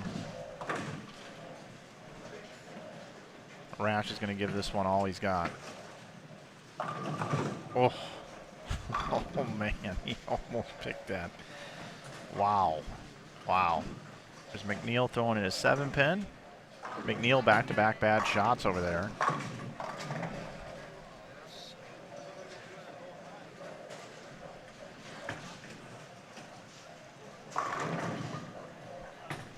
So here's Stubler now looking for a double. This will be a big double for him.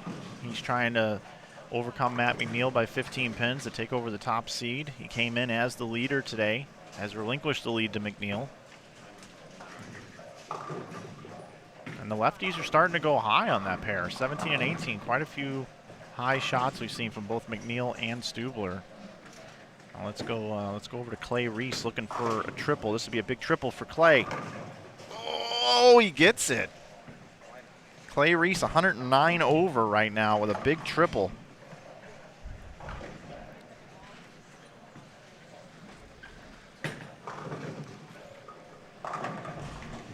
And he's eyeing up Darren Bloomquist is what he's doing. Darren Bloomquist is in fourth position at 170 over. Clay Reese is 61 behind him, but Clay Reese now with a triple.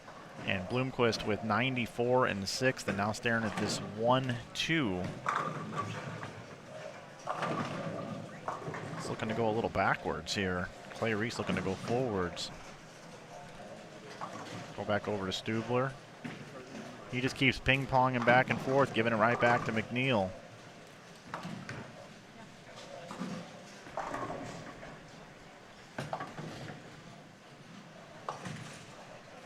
Bloomquist now. Spares it up. So Bloomquist can only bowl 204 if he strikes out. That was the 7th frame right there for him. Last 5 he would shoot 204.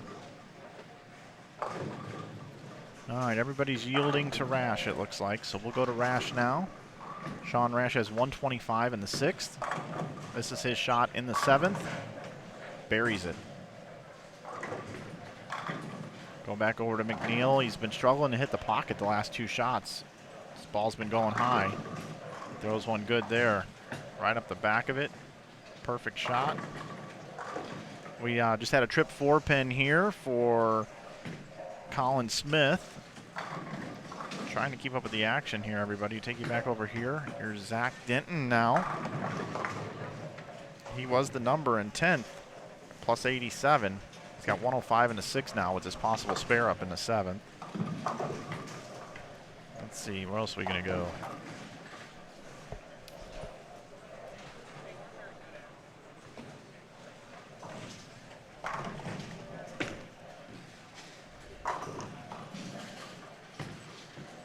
Here's Bloomquist. All right, gets back on that train. Go over and we'll look at Clay Reese.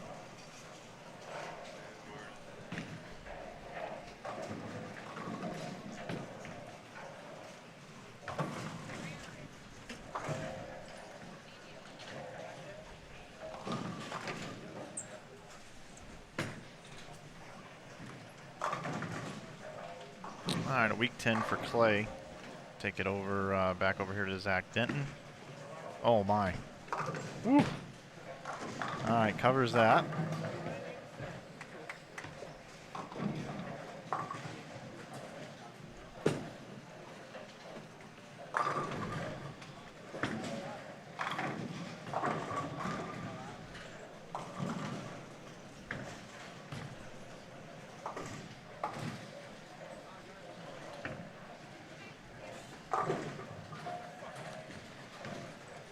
We haven't really even talked about Rob Warren here, who's in 7th. Rob Warren, 105 in the 6th, strike up in the 7th, and now a double. Big shot for Rob Warren.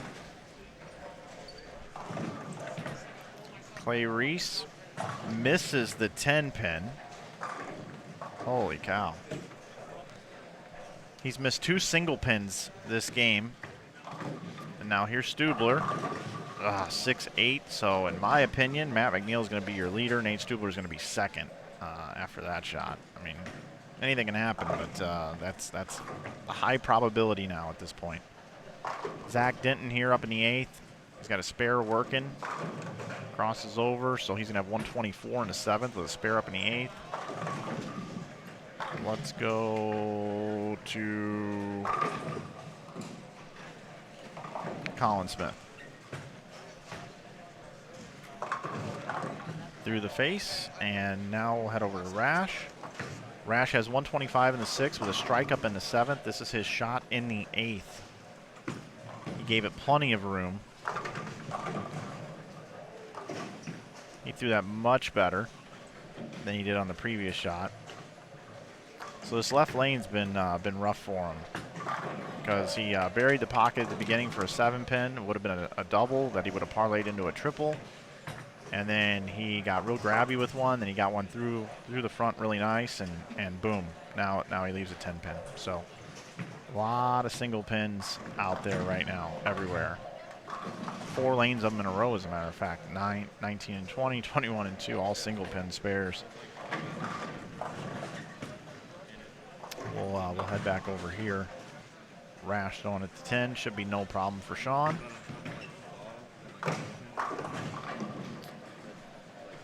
All right, back over to the top seed story.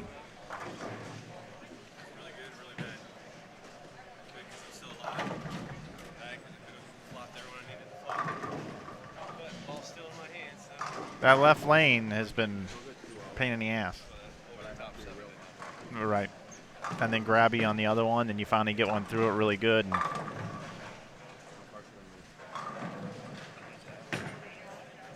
Rob Warren just left a solid 8 pin, everybody, right here.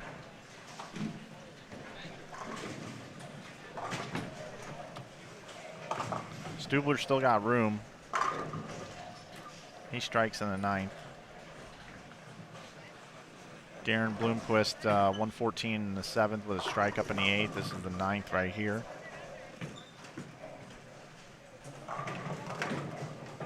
Big double for Bloomquist, trying to hold on to the 4th spot.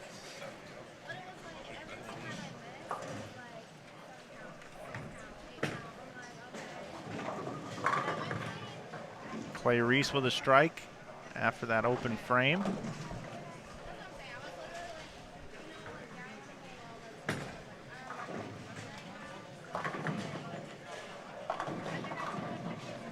Jerry Mars has 118 in the 8th.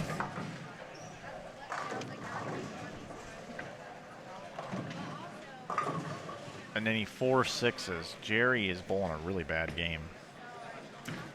And Jerry was plus 151.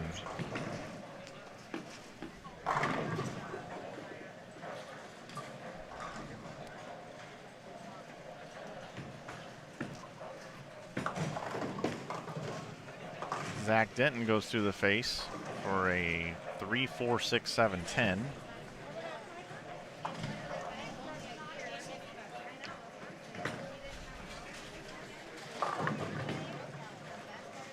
All right, we'll go back over here. McNeil.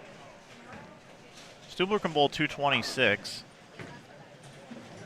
McNeil going at a 209 pace, so there's still room for Stubler to get there. McNeil with a strike. controls his own destiny on this top seed hunt. Let's look at 21-22, Colin Smith. Big shot for Mr. Smith. Zach Denton now can max out for 174, and he was the number, or no, he was 9th. No, wait a minute, hold on, I'm looking at the wrong sheet. He was 10th, yeah, he was the number at plus 87. So Rash is actually in pretty good shape here. He can still bowl 225.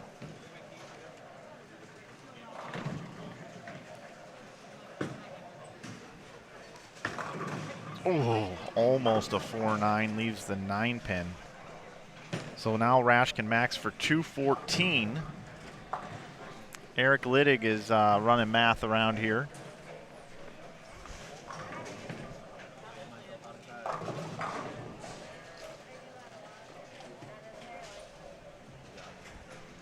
Whew. Jerry Mars here is going to bowl in the 140s.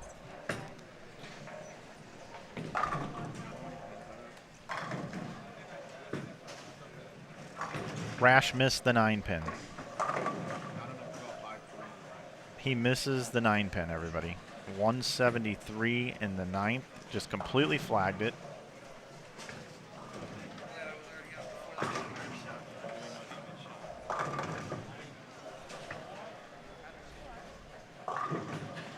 Well, now Stubler threw the face here in the 10th, so Matt McNeil's going to be your leader. Stubler's going to be second. That's for sure. Jerry Mars bowls 147.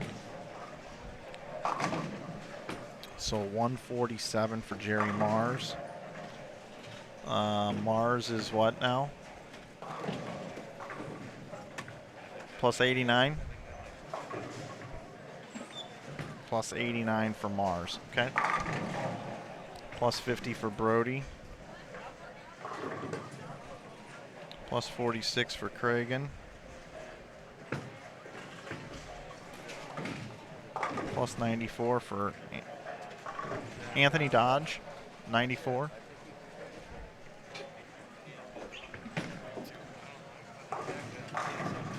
Okay.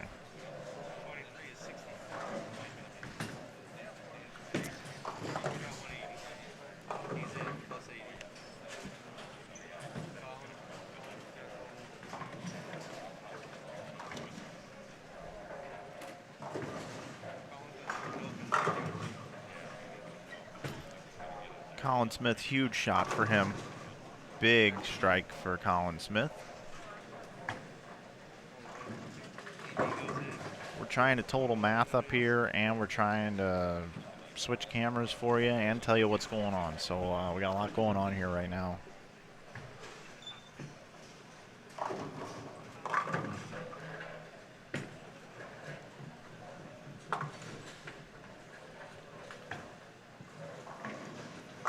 Nate Stubler finishes with 206.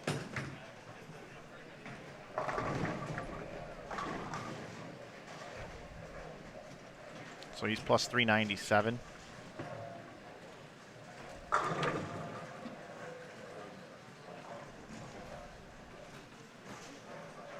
Bloomquist is going to bowl 193. So he's plus 163.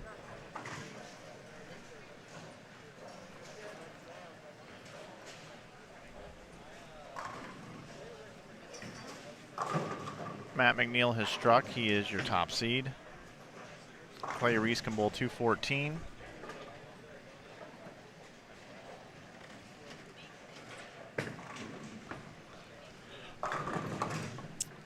Big strike for Clay Reese.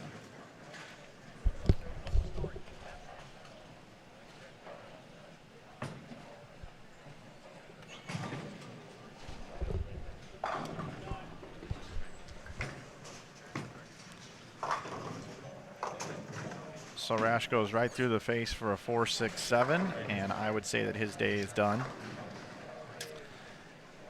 And now Matt McNeil here, your tournament leader, cleaning up here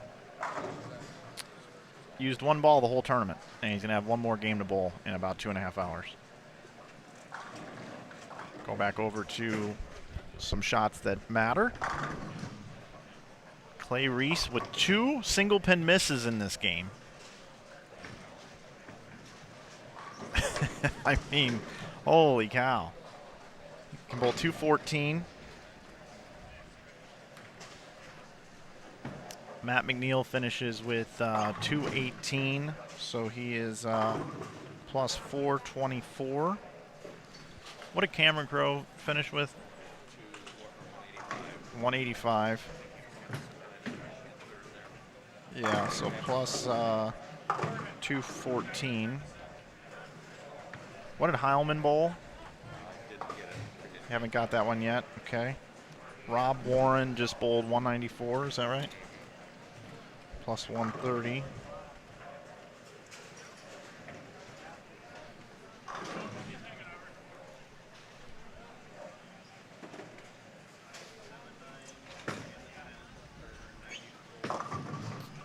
Clay Reese bowls 211. 120 for Clay. Colin Smith is still up. Zach Denton here can bowl 177.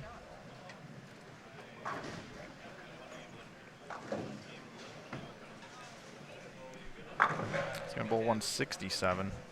That's spare.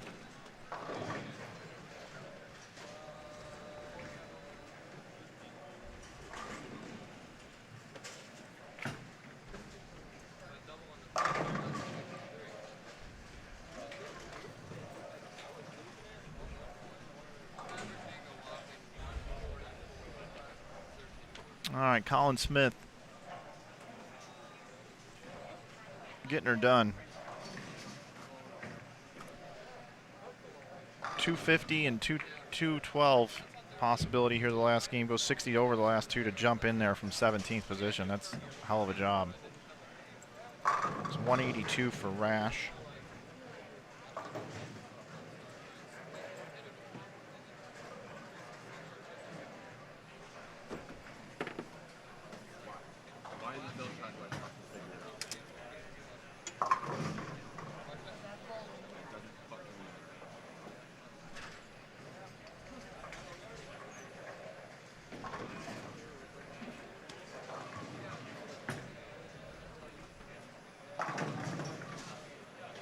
All right, Colin Smith, 212. Gets to plus 113. Eric, are you seeing it that Anthony Dodge is going to get in? I got him ninth. This is how I got him without down here. And you got Mars 10th? I got Mars 10th. Yeah. And in every... I don't know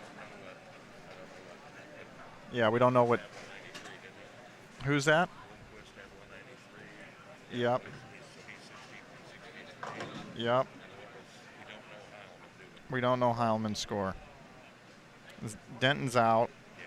Brody's out. So I got him at his 1. Jason's out. What do you got Warren at? 94. He is 130. Yep, 130. So we just need to know Heilman's score. 113.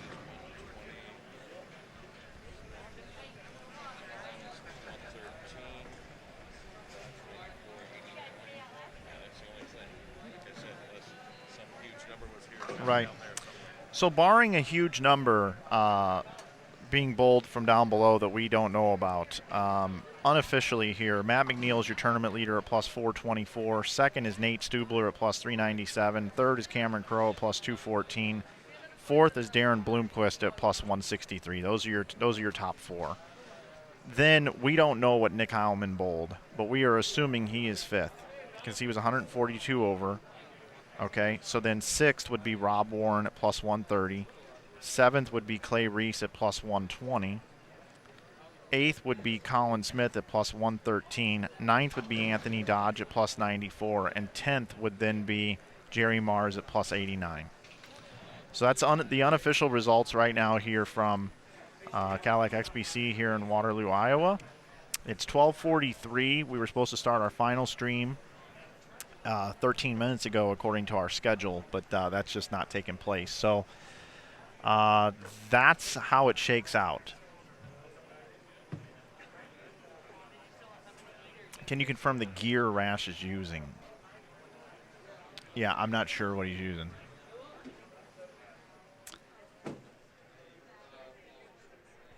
So there you have it. That's what we have. McNeil, Stubler, Crow, Bloomquist, Heilman, Warren, Reese, Colin Smith, Anthony Dodge, Jerry Mars. So that's your top 10. Unofficially, we will have the scores posted for you on Inside Bowling here shortly on Twitter and Facebook. I will be back with a new stream here shortly when we're getting ready to do the finals. So give us 20 minutes or so. You can go ahead and head over to that stream and sit in the waiting room, and I'll have it up for you in 20 to 25 minutes. I appreciate everybody watching here today. Don't forget, you can still sign up for Backstage Bowling, and you can have the opportunity to win this Ebonite Arrow, which is the title sponsor of the 2020 Ebonite Fall Classic. So check that out. Sign up for Backstage Bowling, 7-day free trial. You won't be charged, and you can cancel at any time. So we appreciate you taking advantage of that. That's there for you. And other than that, that's going to do it here for the Cashers Round. Thanks for being with me this morning. We will be back with you in about 20 to 25 minutes here with the finals, with our top 10 finalists. Unofficial results, as I've reported. Make sure you check Twitter and Facebook for final results. I'll see you here in just a little bit, everybody. Thanks for watching.